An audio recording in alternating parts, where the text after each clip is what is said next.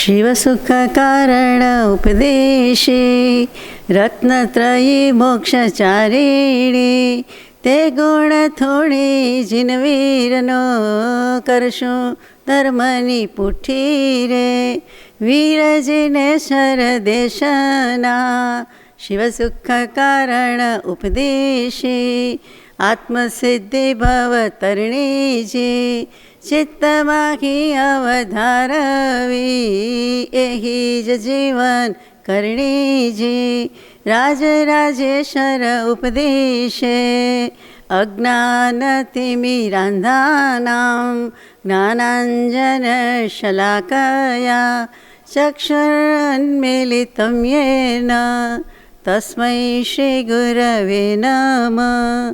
अहो अहो श्री गुरु गीता। सत्श्रुतने नमस्कार, असीम उपकारी आत्माने नमस्कार, तारक त्रिपुटीने नमस्कार, माविત્રો સમાન મુરબ્બીઓ મુમુક્ષોને નમસ્કાર, પ્રત્યેક શુદ્ધાત્મા દ્રવ્યને નમસ્કાર। પરમ કૃપાળુ દેવ પ્રણીત વચનામૃતજી પત્રાંક 946 અંતર્ગત પ્રજ્ઞાબોધ પરમ પૂજ્ય બ્રહ્મચારીજી રચિત પ્રજ્ઞાબોધ પુષ્પ 11 મહાવીર દેવ ભાગ 3। મહાવીર સ્વામીના આ પુષ્પમાં ત્રીજા ભાગમાં આપણે 28 ગાથા સુધી વિચારણા કરી છે। આજે 29મી ગાથા અને પ્રજ્ઞાબોધ પાન નંબર 67 પર જઈએ છીએ। છેલ્લી વાત એમ હતી કે ગૌતમ સ્વામી હજુ થયા નથી, ગૌતમ વિપ્ર છે અને એ મહાવીર દેવના સમવસ્ત્રણમાં આવું છે, પણ હજુ આવ્યા નથી। એમને ઇન્દ્ર મહારાજાએ પ્રશ્ન પૂછ્યો છે કે કાં તમે હારી જાઓ તો આમ ને હું હારી જાઉં તો આમ, તમે મારા શિષ્ય થવું અથવા મારે તમારા શિષ્ય થવું, એમ સામસામી શરત ફેંકી છે, ચેલેન્જ લીધી છે।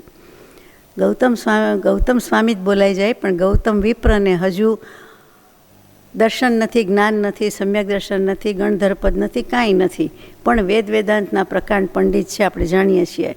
તો મનમાં થાય છે, શું થાય છે વિચારીએ। અતિ ગૂઢ અર્થ ભરેલ કાવ્યે વિપ્ર મુજને મુંજવે સર્વજ્ઞ કે શ્રુત કે વળી વિણકોણ ઉત્તર સૂચવે સામાન્ય વિપ્ર સમક્ષ શું આ માન ભંગ ખમાય કે તેના ગુરુ પાસે વિવાદે હારતા શું જાય છે। પ્રશ્ન પૂછનાર ઇન્દ્ર મહારાજાએ બ્રાહ્મણનો વેશ લઈને પૂછેલું અને આ મને આવડતું નથી તો મને કહેશો અથવા તો કોઈની પાસે લઈ જશો કે વગેરે વગેરે। તો કે એમાં શું હું જવાબ આપું? જવાબ આપી શકવાની સમર્થતા નથી, કારણ કે બધા જ પારિભાષિક શબ્દો જૈનના છે તે મૂક્યા છે કે તત્વ શું, દ્રવ્ય શું, અસ્થિકાય શું, છકાઈના જીવ શું, લેશિયા શું, એમાંનો કોઈ શબ્દ એમણે ક્યારેય સાંભળ્યો નથી, વાંચ્યો નથી, એટલે એમને મૂંઝવણ થાય છે।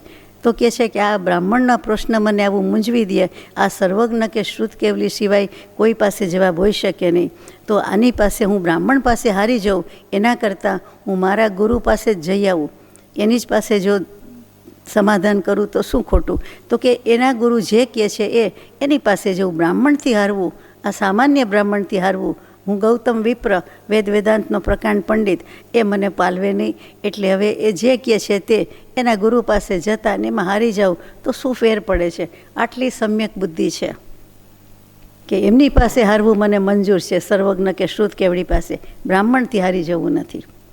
એવું વિચારીને વધે હે વિપ્ર તુજ ગુરુની કને આનું વિવેચન કરી વિવાદે જીતવાનું મન મને। તો પછી તારા ગુરુ પાસે જ જઉં કે ત્યાં હું વિવાદમાં જીતી જાઉં। તે 500 શિષ્યો લઈ સૌ ભાઈ સાથે ઉપડ્યો, વાટે વિચારે વિપ્રનો ઉત્તર નથી દેવા જડ્યો। 500 શિષ્યને અને પોતાના 2 નાના ભાઈને લઈને ઉપડે છે ગૌતમ વિપ્ર કહેતા બ્રાહ્મણ જતા જન્મથી, તો બધાને લઈને તો ઉપડે છે, પણ વિચાર કરે છે કે મારે હજુ આ વિપ્ર બ્રાહ્મણ સામાન્ય છે તેને જે ઇન્દ્ર મહારાજા છે આમ તો, પણ વેશ પલટો કરીને આવ્યા છે, એને જવાબ આપવાનો મને કાંઈ સૂઝતું નથી, મને કાંઈ જવાબ મળ્યો નથી, શોધ્યો નથી, મળ્યો નથી, વિચાર્યો નથી, મને કાંઈ સૂઝતું નથી, સૂઝબૂઝ પડતી નથી, ગમ પડતી નથી સાદી ભાષામાં। કહેવાય તેના ગુરુ હશે તો જીતવાની આશશી, તો પણ સમાગમ સત્પુરુષનો થાય પુણ્ય વિકાસથી, નહીં હાનિ તેમાં કોઈ રીતે યોગ્ય આ સૌ થાય છે, શુભમાન સ્તંભો દેખતા મદ વિપ્રનો ગળી જાય છે. એના ગુરુ કેવાય હશે, સારા જ હશે, સુંદર હશે, શ્રેષ્ઠ હશે, ઉત્તમ હશે, તો જ મને આ પ્રશ્ન આવડતો નથી. એટલે મને કાંઈ જીતવાની આશા રહી નથી, એટલે હું શું જવાબ શોધું? કાંઈ વાંધો નહીં. સમાગમ સત્પુરુષનો ક્યાંથી? આ બધી બુદ્ધિ છે, અને આ લખનારે લખ્યું છે સત્પુરુષનો સત્સમાગમ વગેરે. તો કે એટલા પુણ્ય તપે છે, હજુ મહાવીર સ્વામીનો જોગ થવાનો છે, એટલે એવો વિચાર આવે છે કે કંઈ નહીં, એમના દર્શન તો થશે. બાકી પોતાના મનમાં તો એવો વટ છે, એવો મદ છે કે હું સર્વજ્ઞ છું. મહાવીર સ્વામીની વિભૂતિ જુએ છે કે જ્યાં દર્શન કરવા જાય, પધારે, રસ્તામાંથી માનસ્તંભના દર્શન થાય, નજીક નજીક જેમ જેમ સમીપ આવતા જાય તેમ થયું કે અહો, આ સામધો આટલો ઊંચો હતો, પણ આટલો વિશાળ ભવ્ય, અને આ છે, આ કોણ છે, શું છે? એ જે માનસ્તંભ જળ વસ્તુ છે, એને જોઈને જ જે વિભૂતિથી શણગારેલો હોય, જે વિભૂતિ બધી હોય, એ વૈભવ વિલાસના પ્રદર્શન એમાં થયા હોય. અને એ માનસ્તંભ એટલે કાંઈ અત્યારે આપણો 63 ફૂટ કે 83 ફૂટ કે 81 ફૂટ જેવા નહીં, પણ એ તો આખા ગામ જેવડા, લાંબા, પોળા, મોટા, ઊંચા, અને કેટલા બધા માઇલ દૂરથી એની ધજા ફરકતી દેખાતી હોય વગેરે વગેરે. એટલે કે એની ઊંચાઈ એ જ પોતે જ ધજા સમાન છે. એટલે ત્યાં ધજાનું કોઈ સ્થાન અવકાશ છે પણ નહીં, હતું પણ નહીં. હવે ઘણા કરે છે, જુદી વાત છે. બાકી એની ટોચ, એની શિખર, એની ઊંચાઈ એ જ જૈન દર્શનની કે મહાવીર પ્રભુની કે તીર્થંકર દેવની ઊંચાઈ દર્શાવે છે. અને એ મંદિરજીની ઊંચાઈ મહત્તા ત્યાં જ બતાવી દે છે. તો માનસ્તંભ ગોળ હોય, સમવસરણ હોય, એમાં 3 માળ હોય, અને આટલું ગોળ જ હોય, અને 4 દિશામાં એક એક પ્રતિમાજી હોય. એટલે કે પ્રતિમાજી અત્યારે આપણે પધરાવવા પડે ત્યારે ખુદા છે. તીર્થંકર દેવ એક બાજુ બિરાજે છે, પણ એવો અતિશય છે, અથવા એવા ટેલિવિઝનની શોધ ત્યારે પણ થઈ ગઈ હતી, ક્લોઝ સર્કિટ ટીવી હવે થોડો શોધાયો છે. તો દેવોને કારણે એ બધું 4 બાજુ ભગવાન જ બેઠા છે. આપણે કહી પણ ન શકીએ કે આ ભગવાન કે આ ભગવાનનું પ્રતિબિંબ કે ચિત્રપટ કે મૂર્તિ કે પ્રતિમાજી. એટલે પ્રતિમાજી મૂર્તિ હોતા જ નથી, 4 બાજુ એ દર્શન થાય જ, કંઈ પધરાવ્યા વિના 4 દિશામાં સરખી રીતે દર્શન થાય. તે માનસ્તંભ, એ માનસ્તંભ નામ પણ એટલે જ આવ્યું છે કે ગૌતમ સ્વામીને એમાં જોતા મેં તેમ થઈ ગયું. શું થાય છે? તો કે વિપ્રનો ગળી જાય છે. જે મદ હતો, જે નશો હતો, જે કેફ હતો કે હું મહાપંડિત ને મોટો વિદ્વાન અને આટલો શાસ્ત્રોનો પારગામી, એ ઉતરી જાય છે. તરત જ પૂરું ઓસરી જાય એવી રીતે તરત જ એમને દર્શન માનસ્તંભના જોતા, આ દૈવી વિભૂતિ જોતાં જ એમને થયું, જેમ આપણે કહીએ હો આટલું બધું ઊંચું, એ જેમ ઊંચું છે એની ઊંચાઈ છે, એમ એમને સાથે સાથે મહત્તા ત્યારે ભાસી ગઈ. પછી નમ્ર ભાવે દિવ્ય વિભૂતિ દેખી મંડપમાં ગયા, ત્યાં દિવ્ય મૂર્તિ શ્રી મહાવીર દેખી આનંદિત થયા. અતિ ભક્તિથી પ્રભુને પ્રદક્ષિણા દઈ ચરણે નમે, સ્તુતિ કરે બહુ ભાવથી, પ્રભુ નામ મનને બહુ ગમે. પછી નમ્રતાથી વિનય આવી ગયો. આ એક દિવ્ય વિભૂતિ જોઈને મંડપમાં, એટલે સભા મંડપ કહીએ, સમવસ્ત્રણ કહીએ, એક સભા જ છે, ધર્મસભા જ છે મોટામાં મોટી, કે જ્યાં તીર્થંકર દેવ દેશના દે. તો એમાં ગયા, અને દેવો નિર્મિત છે, દેવ કરી જાય છે. ત્યાં દિવ્ય મૂર્તિ શ્રી મહાવીર દેખી આનંદિત થયા. ત્યાં ખુદાને પ્રત્યક્ષ યોગે વગર સમજાવીએ સ્વરૂપ સ્થિતિ થવી સંભવિત છે. એમ એમના દર્શન માત્રથી પણ નિર્દોષ અપૂર્વ સ્વભાવને પ્રેરક એવું જે પહેલું સંકેત કહીએ કે જે દર્શનથી જ થઈ જાય, એ એમને શ્રદ્ધા, દર્શન, સમ્યક જે કયો તે થઈ ગયું. અતિ ભક્તિથી, ભક્તિ થોડી ઘણી નહીં પણ અતિ ભક્તિથી, એટલે કે પ્રાપ્તિ થઈ ગઈ તેવી લબ્ધિપૂર્વક તો પ્રભુને પ્રદક્ષિણા દે છે અને ચરણમાં નમે છે, ચરણ કમળમાં મસ્તક ઝૂકી જાય છે. ઝૂકી ગયા ગૌતમ સ્વામી, માનસ્તંભ જોતા ઝૂકી ગયા. હવે પ્રત્યક્ષ ભગવાનને જોઈને સાવ ઝૂકી ગયા અને સ્તુતિ કરે છે બહુ ભાવથી. હવે આપણે તો બધી સ્તુતિ ક્યાં આપણે કરવા રહીએ, પણ 108 વિશેષણથી દરેક પુરાણમાં કે આચાર્ય ભગવંતોએ કરેલી છે એ નવાજીશ અહીંયા પરમ પૂજ્ય બ્રહ્મચારીજીએ 36 વિશેષણથી કરી છે. એ આપણે યથાશક્તિ વિચારીએ.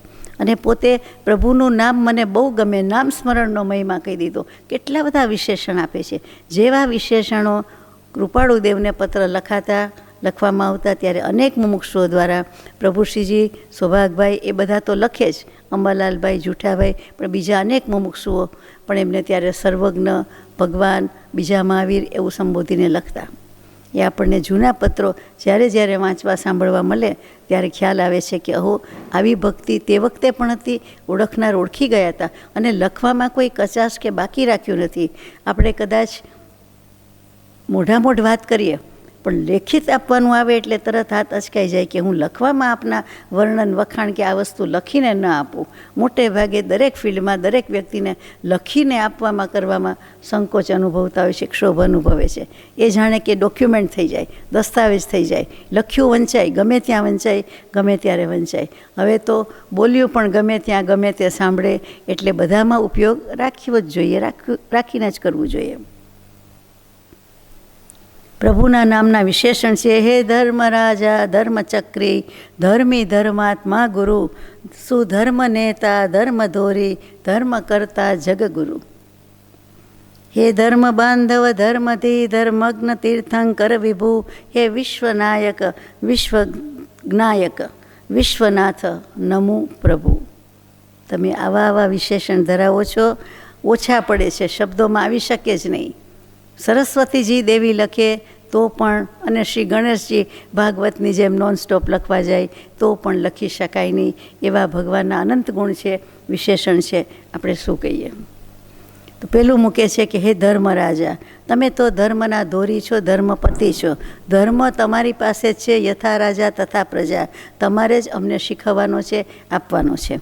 ધર્મચક્રી, તમે બીજા ચક્રવર્તી તો યુદ્ધ ખેલે 6 ખંડ જીતે, તમે તો કર્મરૂપી જે અંતરંગ શત્રુ 4 અને 6 કહેવાય છે એને જીતી લીધા છે.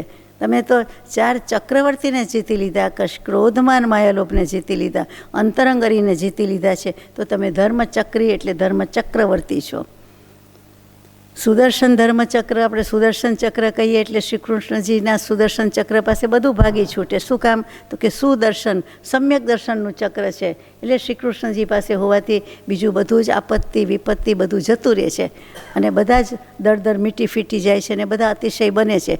એકમાત્ર સુદર્શન ચક્ર હોય, સમ્યક દર્શનનું ચક્ર હતું તો આવું થાય. તો આ તો ચક્રવર્તી છે. કયા ચક્રવર્તી છે? ચારિત્ર ચક્રવર્તી, ધર્મ ચક્રવર્તી, જે કયો તે.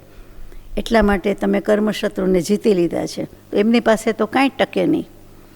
હે ધર્મી, ધર્મી એટલે શું? આપણને એમ થાય કે આપણે ધર્મી કહેવાય. જી ના, ધર્મની શરૂઆત આત્મ સ્વભાવના ભાનમાં આવીએ ત્યારથી જ કહેવાય. સમ્યક દર્શન થાય ત્યારે જ આપણે ધર્મી કહી શકીએ, બાકી ધર્મી કહેવાય નહીં. આપણે ધાર્મિક વૃત્તિ છે, ધાર્મિક થવાનો પ્રયત્ન કરીએ છીએ, બાકી આપણે હજી ધર્મની પ્રાપ્તિ કરી ન કહેવાય. જો સમ્યક દર્શન છે તો ધર્મી કહેવાય. કેટલાક નામ પણ રાખે ધર્મી. એટલે કે આત્મ સ્વભાવ એ ધર્મ, વસ્તુનો સ્વભાવ તેનો ધર્મ, અને તમે આત્મ સ્વભાવને પામી લીધો છે. એટલે તમે આત્મ સ્વભાવમાં જ રહેનારા છો. કેવળ નિજ સ્વભાવનું અખંડ વર્તે જ્ઞાન, કહીએ કેવળ જ્ઞાન તે દેહ છતાં નિર્વાણ. તમે સંપૂર્ણપણે આત્મ સ્વભાવના જ અખંડપણે જ્ઞાનમાં છો. ધર્માત્મા, ગુરુ, ધર્માત્માના માર્ગદર્શન છો. વચ્ચે હાઇફન છે કે અમારા બધા જેવા મુમુક્ષુના, આપણે ધર્માત્મા કહેવાય, કોઈને મહાત્મા કહેવાય. મુમુક્ષુને કોઈ મહાત્મા સંબોધે તો વાંધો નથી, કોઈ ધર્માત્મા કહે તો વાંધો નથી. એ ખરા અર્થમાં એ મુમુક્ષુ છે. તો આપણને કોઈ કહે હે ધર્માત્મા પધારો, મહાત્મા પધારો, તો કાંઈ ખોટું લગાડવા જેવું નથી, સારું વિશેષણ છે. તો આપણા બધા જેવા ધર્માત્મા જે કોઈ છે તેના ગુરુ છે, એટલે કે માર્ગદર્શક છે, ભૂમિયા છે કે રાહબર છે. સુધર્મ નેતા, તમે સુધર્મ, સમ્યક ધર્મ, આત્મધર્મ, વિશ્વધર્મ એક જ છે. કોઈ પણ આત્માએ મોક્ષે જવું એ આત્માનો ધર્મ છે. બીજા બધા ભાંગા હતા જ નહીં. જગતના મુખ્ય 11 ધર્મો કહેવાય છે, એવું કાંઈ હતું નહીં. એ જમાનાની, એ સમયની વાત છે. એક જ ધર્મ, આત્માએ આત્માને મોક્ષે પહોંચાડે તે તેનો ધર્મ, અને એનું નામ આત્મધર્મ, બીજું નામ વિશ્વધર્મ. અને એની બદલે હવે બધા ભાંગા પાડ્યા. તો સુધર્મ એ પણ આવી ગયું. સમ્યક ધર્મ, આત્મધર્મ, એના નેતા છો. ની સંસ્કૃતમાં ની ધાતુ છે, ની ટુ લીડ, એટલે દોરવું, દોરી જવું. એટલે કે એ દોરી જાય છે, નેતા છે. જેમ આંગળી પકડીને લઈ જાય તેમ આપણને દોરી જાય છે, લીડ લે છે, લીડર થાય છે. તો કે એ નેતા છે. આત્મધર્મના તમે નેતા છો. તમે બધાને આત્મધર્મમાં દોરી જનારા છો. ધર્મ ધોરી, ધર્મ જ મુખ્ય છે. જે કાંઈ છે તે ધર્મ ધર્મ ને ધર્મ, ધોરી ફ્રીવે ને હાઈવે એ ધોરી માર્ગ કહેવાય. તો કે એ જ રસ્તો છે, આ એક જ રસ્તો છે અને એના તમે મુખ્ય પુરુષ છો. ધર્મ કરતાં તમે માત્ર અને માત્ર કરતા હોય તો આત્મ સ્વભાવના જ કરતા છો, એટલે કે સ્વભાવના કરતા હોવાથી સ્વરૂપ પરિણતિના કરતા થાવ છો. બીજું તમારે કાંઈ કરી શકતા નથી. કોઈ પરમાત્મા કે કોઈ આત્મા ખરેખર કાંઈ કરી શકતું નથી. આપણે માનીએ છીએ એ કરતાપણાનું અભિમાન છે. આપણે કાંઈ કરતા નથી. એક તણખલાના 2 કટકા કરવાની શક્તિ સત્તા અમારી નથી, એમ કૃપાળુદેવ લખે, જ્ઞાની પુરુષો લખે. શા માટે? આટલા સમર્થ શક્તિવાન પુરુષ હોય, પ્રભાવક પુરુષ હોય અને આવું લખે, આવું કહે. એટલે દેખીતી રીતે એક દ્રવ્ય બીજા દ્રવ્યનું કાંઈ કરી શકતું નથી. એક તો આત્મા કરે છે શું? તો કે માત્ર જોવાનું કામ કરે છે, જાણવાનું કે જોવાનું. બીજું એનું કાંઈ આવડતું નથી એમ કહું તોય ચાલે. આપણે માની લીધું છે કે મેં આમ કર્યું, મેં આમ કર્યું, આ ક્રિયા કરી, તે ક્રિયા કરી. તો અહીંયા ધર્મ કરતા એટલે શું? માત્ર સ્વભાવના જ કરનારા, સ્વરૂપમાં જ કરનારા છો. પછી જગગુરુ. ગુરુમાં તો બધું આવી ગયું કે અંધકાર કાપે છે. તો કે જગતના જીવોનો જે રાગ દ્વેષ અજ્ઞાન મિથ્યાત્વનો અંધકાર છે એને તમે કાપો છો. રવતી એટલે કાપે છે અને તમે નાશ કરો છો. હે ધર્મ બાંધવ, તમે ધર્મના બંધુ છો. એટલે કે બંધુ, સવારે જ વાત થઈ એમ, ભાઈ પરમાર્થની ભેટ આપે, વીરપસલી કહીએ છીએ. શા માટે રક્ષાબંધન કહીએ છીએ? શા માટે? તો કે ભાઈ હંમેશા બધાને ભેટ આપે. બધાએ ભાઈ બહેનને ભેટ આપે એટલું જ યાદ રાખી લીધું છે. હકીકતમાં ભાઈ ભાઈને ભેટ આપે, ભાઈ ગમે તેને ભેટ આપે, સામાન્ય મનુષ્યોને આપે, બધાને આપે. વીરપસલી રક્ષાબંધનમાં ભાઈ બહેનનો પવિત્ર તહેવાર એમ માન્યો. પણ જે કોઈ કરે તે પરમ કૃપાળુદેવને આપણે પરમાર્થ બંધુ કહીએ. શા માટે? તો કે આપણને પરમાર્થની ભેટ બંધાવી છે, પરમાર્થની બક્ષિસ આપતા ગયા છે કે જાગો, જીવો, મોહ ઓછો કરો, પરો એટલે દૂર કરો અને તમે પરમાર્થને પ્રાપ્ત કરો. જો ઈચ્છો પરમાર્થ તો કરો સત્ય પુરુષાર્થ, સત્પુરુષાર્થ. તમને જો પરમાર્થ જ જોઈએ છે તો આપવા જ બેઠા છે એમ કરીને આપણને આપી દીધું છે. તો એ ભેટ છે. તો ધર્મ બાંધવ, ધર્મ ધી, ધ દીર્ઘઈ, ધી એટલે બુદ્ધિ, ધી એટલે મેધા, ધી એટલે પ્રજ્ઞા. આ બધા અર્થ થાય. અહીંયા બુદ્ધિ અર્થ છે. તો ધર્મધી એટલે શું? તો કે તમે સકળ જ્ઞાનના ધારક છો. જે કાંઈ છે તે બધું જ તમે જાણો છો. ધી બુદ્ધિ, કઈ બુદ્ધિ તમારામાં નથી, કયું જ્ઞાન તમારામાં નથી? સર્વજ્ઞ ભગવાનને કહીએ છીએ. એટલે ધર્મધી, ધર્મ જ જેની બુદ્ધિ છે એમ કહીએ તો ચાલે. ધર્મજ્ઞ એટલે તમે જાણનાર છો, સર્વ વસ્તુના જાણનાર છો, ધર્મના જાણનાર છો, સર્વ સ્વભાવના જાણનાર છો, આત્મ સ્વભાવને જાણનાર છો. તીર્થંકર, તીર્થ પ્રવર્તાઓ છો. કેવલ જ્ઞાન થાય પછી દેશના દેવાની વાત આવે એ વખતે કેવલ જ્ઞાન પછી તરત જ ગણધર પદની સ્થાપના થઈ જાય અને સાધુ, સાધ્વી, શ્રાવક, શ્રાવિકા એમ શાસનની સ્થાપના થઈ કહેવાય, સંઘની સ્થાપના થઈ કહેવાય. એનું નામ તીર્થ છે. ચતુર્વિધ સંઘ એ એક પ્રકારનું તીર્થ છે અને એ તીર્થના કરનારા છો એટલે એને તીર્થંકર કહ્યા જાય છે. તીર્થ પ્રવર્તાવે છે, તીર્થની દેશના આપે છે. ત્યાર પછી વિભુ કહ્યું. તો વિભુ એટલે શું? તો કે જ્ઞાન અપેક્ષાએ એ સર્વવ્યાપક છે, બધે જ વ્યાપીને રહેલા છે તે વિભુ છે. એટલે વિ અને ભૂ તો વિશેષપણે એમ નથી કહેવું, પણ સમગ્રતયા જ્ઞાનમાં વ્યાપેલા છે. કેવલી સમુદ્ઘાત વખતે તો 14 રાજલોકમાં ભગવાનના આત્મપ્રદેશો, અસંખ્યાત આત્મપ્રદેશોમાંથી કેટલાક વ્યાપક છે જ, પણ આ તો ભગવાનનું જ્ઞાન, સર્વજ્ઞનું જ્ઞાન ઘનીભૂત છે, 14 રાજલોકમાં વ્યાપીને રહેલું છે, માટે ધર્મધી કહીએ છીએ. ત્યાર પછી વિભુ કહીએ છીએ. હે વિશ્વનાયક, વિશ્વજ્ઞાયક, વિશ્વનાથ નમો પ્રભુ. હે વિશ્વના નાયક એટલે કે સકલ વિશ્વના નેતા છો, નાયક છો, હીરો છો, જે કયો છે. વિશ્વ શું? વિશ્વ એટલે દુનિયા, વિશ્વ એટલે જગત, વિશ્વ એટલે લોક, વિશ્વ એટલે શું કહેવું? તો કે સકલ દ્રવ્યો જેમાં સમાય છે, સકલ ગુણ જેમાં સમાય છે અને સમગ્રતયા જોઈએ તો જે પંચાસ્તિકાય કહીએ છીએ અને છઠ્ઠું દ્રવ્ય કાળ દ્રવ્ય કહીએ તો કે 6 દ્રવ્ય જેમાં સમાય છે તેનું નામ લોક, તેનું નામ દુનિયા, તેનું નામ વિશ્વ, તેનું નામ જગત. જે કયો તેને તે જ છે. આ 6 દ્રવ્યોનો સમાવેશ થાય છે. પંચાસ્તિકાય 6 દ્રવ્યવાળો લોક. લોક કહેતા હંમેશા આ 6 દ્રવ્ય, નવતત્વ, પંચાસ્તિકાય, નવતત્વ જે આપણે બધું કહીએ છીએ તેમાં સમાવેશ પામે છે. એટલે વિશ્વના નાયક છો તમે. આ બધી વસ્તુના જાણનારા તો ખરા, પણ એનું જ્ઞાન આપનારા નેતા છો. તો પછી વિશ્વજ્ઞાયક એટલે તમે તો આ બધું જાણીને બેઠા છો.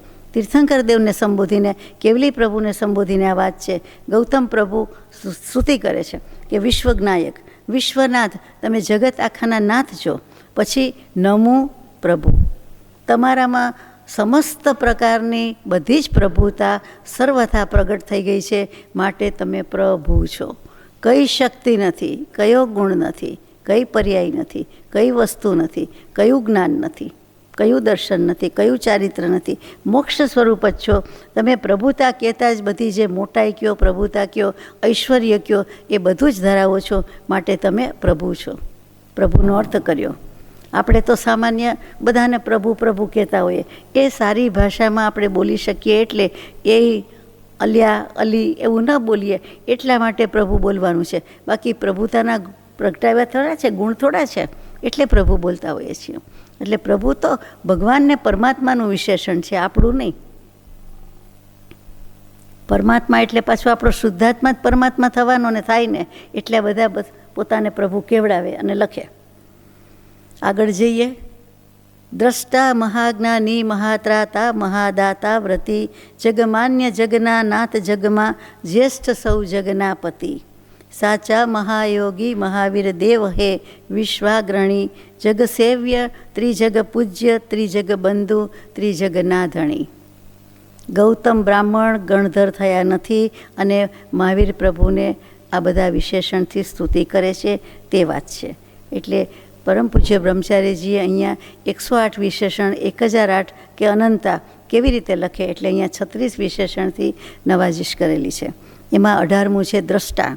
તો હે ભગવાન, આપ દ્રષ્ટા છો, એટલે આપ જોનારા છો. દૃશ્ય એટલે જોવું, એના પરથી દ્રષ્ટા. તો કે આત્મા માત્ર જોવાનું જ કામ કરે છે કે જાણવાનું જ કામ કરે છે, બીજું કાંઈ કામ કરતું નથી. હમણાં જ આપણે વાત થઈ. તો આ શું જુએ છે? તો કે સમસ્ત જગત અને એના એક એક દ્રવ્ય ગુણ પર્યાય, એની એક એક સમયની પરિણતિ એક સમયમાં એ જાણે છે. ત્રિકાળ પરિણતિ, ત્રણેય સમયનું જ્ઞાન એક સમયમાં એમને એકદમ દેખાઈ આવે છે. અરીસામાં જેમ જે વસ્તુ મૂકો તે તરત જ પ્રતિબિંબ પડે જ પડે, એમાં તો કાંઈ જ કરવાનું નથી, પ્રયોગ નથી, કાંઈ ક્રિયા નથી. અને એમ જ પોતે જ્ઞાન સ્વરૂપ જ થઈને બેઠા છે. કેવલ જ્ઞાન એટલે nothing but knowledge, full of knowledge. એટલે એ જ્ઞાન હોવાથી એમને બીજું કાંઈ જોવાનું હોતું નથી. જે જુએ છે તે જ્ઞાનમાં બધું જણાય છે. તે તો કે એ રાગ દ્વેષ રહિતપણે જુએ છે, રાગ દ્વેષ અજ્ઞાન રહિતપણે જુએ છે. એટલા માટે એકમાત્ર આત્માનું જ સેવન કરે છે અને પછી જે દેખાય છે તે, એટલે એને સાચો દ્રષ્ટા કયો છે. આપણને એના પરથી જ્ઞાતા દ્રષ્ટા ભાવ રાખવાની અપેક્ષા છે. આપણને કહેવામાં આવે છે, આજ્ઞા છે કે તમે માત્ર જોનાર અને જાણનાર તરીકે રહ્યો તો કલ્યાણી કલ્યાણ છે. જગતમાં જે વસ્તુ બને છે તે ઘરમાં, કુટુંબમાં, સમાજમાં, આપણા ઘરમાં, આપણા રોજબરોજના ડીલ થતા હોય ત્યાં, જોબ પર, બિઝનેસમાં કે ઘરમાં, તો કે એ બધામાં માત્ર જોવું અને જાણવું રાખીએ. આપણો અભિપ્રાય નહીં, આપણું સારું નરસું નહીં, આપણને ઊંચા નીચું નહીં, આપણા પરિણામ સ્વસ્થ જ રહીએ, તો આપણે પણ જોનાર કહેવાય, જ્ઞાતા દ્રષ્ટા ભાવવાળા કહેવાય. પણ ભગવાન તો ત્રણેય કાળ માટે સંપૂર્ણપણે બધું માત્ર જુએ, જાણે છે. નવા કર્મ બાંધતા નથી, એ મોટી વાત છે એમની. આપણે નવા કર્મ થોડાક બાંધી લઈએ છીએ. થોડોક લોટ બાંધીએ, રસોઈ બનાવીએ, થોડોક લોટ રાખીએ, અથવા પાછા બીજા દળાવીએ, અથવા તો મુખ્ય કોઠીમાંથી પાછા બીજા કાઢીએ, વગેરે વગેરે. તો એ ખૂટે ક્યારે? ખૂટે જ નહીં. એટલે એવી રીતે આપણા કર્મ ઓછા થતા જ નથી, ખૂટતા નથી, ઓછા કદાચ થાય છે. પણ અહીંયા તો બધું પરવારી ગયા છે. એટલે કે દ્રષ્ટા માત્ર જોયા કરે, બસ જોયા કરે. કોઈ જાતનું લેપાવું, ગુપાવું, લેશ્યા કાંઈ નહીં, બસ રસ કાંઈ જ નહીં. આપણે અજાણી વ્યક્તિ, અજાણી વાત, અજાણ્યો વિષય હોય તો આવું કરતાં આવડે છે. વ્યવહારમાં આપણે આવું કરી જ શકીએ છીએ કે જોયું છતાં ન જોયું, સાંભળ્યું છતાં ન સાંભળ્યું, કર્યું છતાં ન કર્યું, જાણે કાંઈ જાણતા જ નથી. એમ રહીએ તો વાંધો નથી. વચનથી કાયાથી રહીએ, પણ મનથી તો કે મનમાં તો વિકલ્પના કોથળા ભરે, કલ્પનાના કોથળા ભરે તો ન ચાલે. મનમાં તો ભાવ સર્ટિફિકેટ આપ્યા જ કરે, એ પણ ખોટું છે. મનથી તો કરવાનું જ નથી, વચન કાયાથી પણ કરવાનું નથી. તો એવો દ્રષ્ટા છે. પછી મહાજ્ઞાની છે, સૌથી વધારે જ્ઞાની, મોટા જ્ઞાની, મહાન તો કે મહાજ્ઞાની છે, પરમ જ્ઞાની છે, પરમ વૈજ્ઞાનિક છે. કયો શબ્દ આપવો, કયું વિશેષણ આપવું? મહાત્રાતા, ત્રા રક્ષણ કરવું. એ આપણે કહીએ ત્રાહીમામ થઈ ગયા, એટલે આપણે કે ત્રાસ પામીને ત્રાહિમામ ત્રાહિમામ બોલી ઉઠીએ. તો અહીંયા તો સંસારની ત્રિવિધ ઉપાધિ છે જ. આધિવ્યાધિ ઉપાધિ, આધિભૌતિક, આધિદૈવિક, આધ્યાત્મિક, એ જે ઉપાધિ છે, દુઃખ છે, એમાંથી આપણને રક્ષણ આપે છે. તો કે હે મહાત્રાતા, તમે તો રક્ષણ આપનારા છો, બચાવનાર છો. પછી મહાદાતા, તમે અભયદાન આપો છો. સૌથી વધારે ઊંચું દાન, મોટું દાન તો અભયદાન છે. તો કે બધા જીવોને તમે નિર્ભય કરી દો છો, અભય કરી દો છો. અને નિઃશંકતાથી જ નિર્ભયતા આવે, અને નિર્ભયતાથી નિહિસંગતા યાને કે સિદ્ધ દશા, મોક્ષ પ્રાપ્ત થાય છે. તો તમે અમારી શંકા અને ભય બધા દૂર કરી દો છો. એટલા માટે અભયદાન આપો છો. એટલા માટે આ દૂર થઈ જાય છે. ત્યાર પછી વ્રતિ, હે ભગવાન વ્રતિ છો. આપે મહાવ્રતોને અંગીકાર કર્યા છે, ગ્રહણ કર્યા છે. પંચ મહાવ્રત લીધા, દીક્ષા લીધી છે. મુનિ થયા પહેલાં, પછી ઉપાધ્યાય, આચાર્ય અને અરિહંત એટલે કે કેવડી થયા. સિદ્ધ દશામાં જવાનું બાકી છે. જગમાન્ય, તમને તો જગત આખું માને છે. તીર્થંકર દેવને કોણ નથી માનતું? સૌથી વધારે માનનારા હશે, કારણ કે દેવો પણ આવે છે, ઇન્દ્ર પણ આવે છે, સ્તુતિ કરે છે. એટલા તેજસ્વી છે, એટલા દિવ્ય છે. એટલે જગત આખાને તમે માન્ય છો, સ્વીકાર્ય છો કે હા, તમે ભગવાન છો, તમે પરમાત્મા છો, તમે મહાન છો. અહીંયા તો મહાવીર સ્વામીની વાત છે, એટલે મહાન જ છે. પછીનું વિશેષણ છે જગના નાથ. આપણે ત્રિલોકના નાથ કે જય કહીએ એટલે દરેક તીર્થંકર દેવની જય આવી ગઈ. છેલ્લા શાસનમાં જીવીએ છીએ, મહાવીર પ્રભુના શાસનમાં, એટલે એમાં મહાવીર સ્વામીની જય આવી જ ગઈ. ત્રિલોકના નાથમાં ઘણા બધાની જય આવી ગઈ, અને છેલ્લું શાસનપતિ એટલે મહાવીર સ્વામીની પણ આવી ગઈ. કહેવાય કે નહીં, જગતના નાથ કહેવાય જ ને. નાથ શબ્દ મજાનો છે. અત્યારે એનો સમય નથી, આપણે પૂરું કરવાનો ભાવ છે. પણ નાથના બધા અર્થ બહુ સુંદર થાય છે. અને એક તો આપણા રક્ષણ કરનારા, આપણને નાથી લીધા છે. એટલે કે આપણે જેમ બળદને નાથ પહેરાવી દીધી હોય, એવી રીતે આપણને નાથી લીધા, અથવા તો આપણે એમાં સ્વેચ્છાએ પરોવાઈ ગયા. ભગવાનની શ્રદ્ધાનું દોરડું એમાં પરોવાઈ ગયા. એટલે હે નાથ, કે તમે એવા અમને પરોવી શકો છો. તમારી શ્રદ્ધા થાય, સત્પુરુષની પ્રતીતિ થાય, કૃપાળુદેવની પ્રતીતિ થાય, તો આપણને શ્રદ્ધા આવવાની જ છે, પરોક્ષમાંથી પ્રત્યક્ષ થવાની જ છે. જગમાં જ્યેષ્ઠ એટલે કે શ્રેષ્ઠ. જ્યેષ્ઠ એટલે સૌથી મોટા, અને જ્યેષ્ઠ એટલે શ્રેષ્ઠ. સૌથી મોટા અને સૌથી શ્રેષ્ઠ છો, સૌથી મહાન છો. તીર્થંકર દેવની સહિત કુલ 9 પદવી શાસ્ત્રોમાં કહેવાય. એમાં સૌથી ઊંચી, મોટી, મહાન, પહેલા નંબરની પદવી તે તીર્થંકર કહેવાય. પછી ગણધર ને કેવડી ને સમ્યક દૃષ્ટિ ને શ્રાવક ને વગેરે વગેરે થાય. પણ 9 પદવીમાં સૌથી ઊંચી પદવી, એમાં ચક્રવર્તી, વાસુદેવ, બળદેવ ન આવે. સૌ જગના પતિ, તમે આખી દુનિયાના નાથ છો, સ્વામી છો. માને તેના તો છો જ, પણ ન માને તેનાય તમે તો છો જ. તમને કોઈ ભેદભાવ નથી. તમે તો બધાનું રક્ષણ કરો છો. છક્કાઈના જીવો જળ જેવા છે તેનું પણ તમે રક્ષણ કરો છો. સ્થાવર જીવો છે એનું પણ રક્ષણ કરો છો. સાચા મહાયોગી, તમે મોક્ષ સાધનારા મહાયોગી છો. બીજા બધા જોગી જુગટા હોય એવા નથી. સર્વોત્તમ યોગી મહાયોગી. 260માં પત્રમાં કૃપાળુદેવ લખે કે સર્વોત્તમ યોગી તો એ છે કે જે એ કેવળ આત્માને, એક સતને જ અનન્ય નિષ્ઠાપણે આચરે. એટલે કે આત્માનું જ સેવન કેવન કરતા હોય, તે સયોગી કેવલી, અયોગી કેવલી, તે કેવું છે. નથુરામ શર્માનો જમાનો હતો, એ વખતે એની વાત બહુ ચાલતી હતી. એટલા માટે કોઈએ પૂછાવેલું, કીધેલું, તો પરમ કૃપાળુદેવે એમાં જવાબ આપ્યો છે, સુંદર છે. એમાં તો આટલું જ છે કે સર્વોત્તમ યોગી તો આને કહેવાય કે નિષ્પૃહપણે કેવળ સતને જ આચરે. ત્યારે પોતે જ છે સર્વોત્તમ યોગી. અને આ બધા છે તે સયોગી અયોગી કેવલીની વાત છે.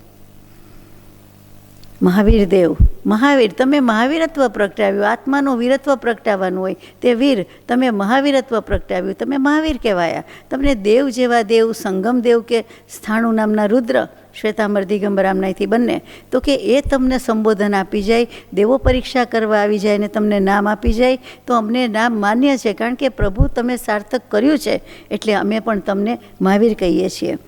અને છેલ્લું અહીંયા 29મું વિશ્વ અગ્રણી, એટલે કે આખી જગતમાં, વિશ્વમાં અગ્રગણ્ય કહેવાતા હોય. કોઈ બધા પોતાના ધર્મના ધર્મગુરુ, ધર્મવડા કે તીર્થંકર દેવની કોટીમાં તો આવી ન શકે, પણ કોઈને ગણાવતા હોય તો પણ તમે સૌથી વધારે પહેલાં અગ્રગણ્ય છો.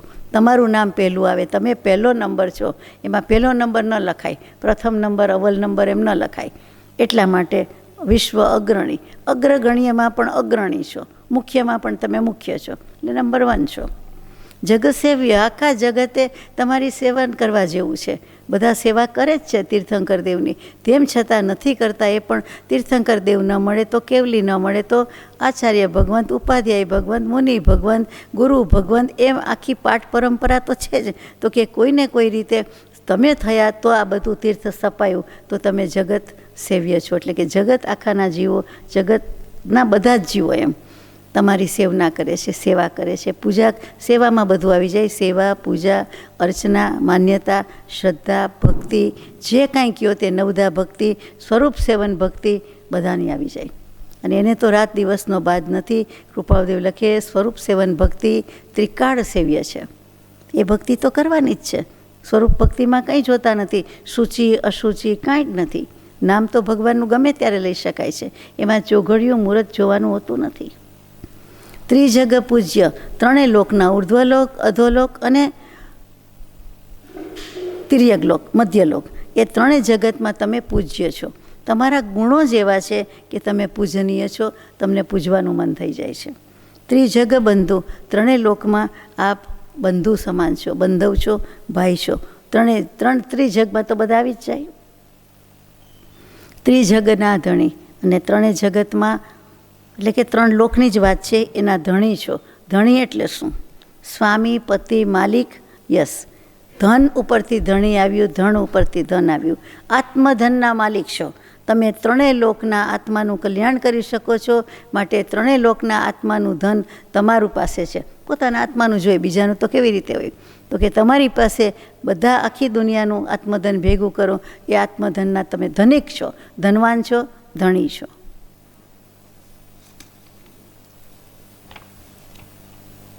પાન બદલાય છે. પાન 68, ગાથા 35. સર્વજ્ઞ સર્વાધાર સર્વ પરિદયા કરતા મહા, તુજ શુદ્ધ મનથી નામ એક જ આપ સમ કરી દે આહા.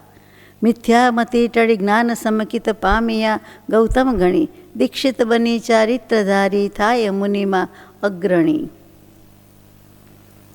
વિશેષણ છે 34મું કે હે સર્વજ્ઞ પ્રભુ, તમે સર્વ દ્રવ્ય, સર્વ ગુણ, એની પર્યાય, સમય સમયનું, ત્રણેય કાળનું એક સમયમાં જાણનાર છો. સર્વાધાર છો, સર્વના સુખનો આધાર, સર્વ જીવોનો આધાર. એટલે કે જીવોનો આધાર એટલે સ્વામી માલિક નહીં, સર્વ જીવોનું સુખ કેમ થાય, સુખ કેમ ઉપજે, મોક્ષનું સુખ, આત્માનું સુખ કેમ પ્રાપ્ત થાય, એવું જે કોઈ છે તે એના આધારભૂત છો, શરણભૂત છો. પૃથ્વી છે તો એના ઉપર આપણા પગ ટકે છે. કાંઈ ને કાંઈ આધાર ગમે એવી પૃથ્વી, પણ જ્યાં જાઓ ત્યાં ઉપર આકાશ ને નીચે ભૂમિ, ધરતી, પૃથ્વી હોય જ. પહેલેથી માનો, આજે માનો છો. નાનપણમાં માનવું મુશ્કેલ હતું. એમ થાય કે આપણે જ્યાં રહીએ છીએ ત્યાં જ આકાશ છે અને નીચે ધરતી છે. કંઈ બધે થોડું હોય, બહારગામે હોય, જ્યાં જાઓ ત્યાં હોય. બીજા ખંડમાં, બીજી દુનિયામાં જાઓ, બીજા દેશમાં જાઓ તો એમ જ હોય. તો કે હા, ઉપર આકાશ જ હોય. આપને તો સ્વીકારાઈ ગયું છે. કેટલાકને તો પ્રશ્ન થયા કરતો હોય.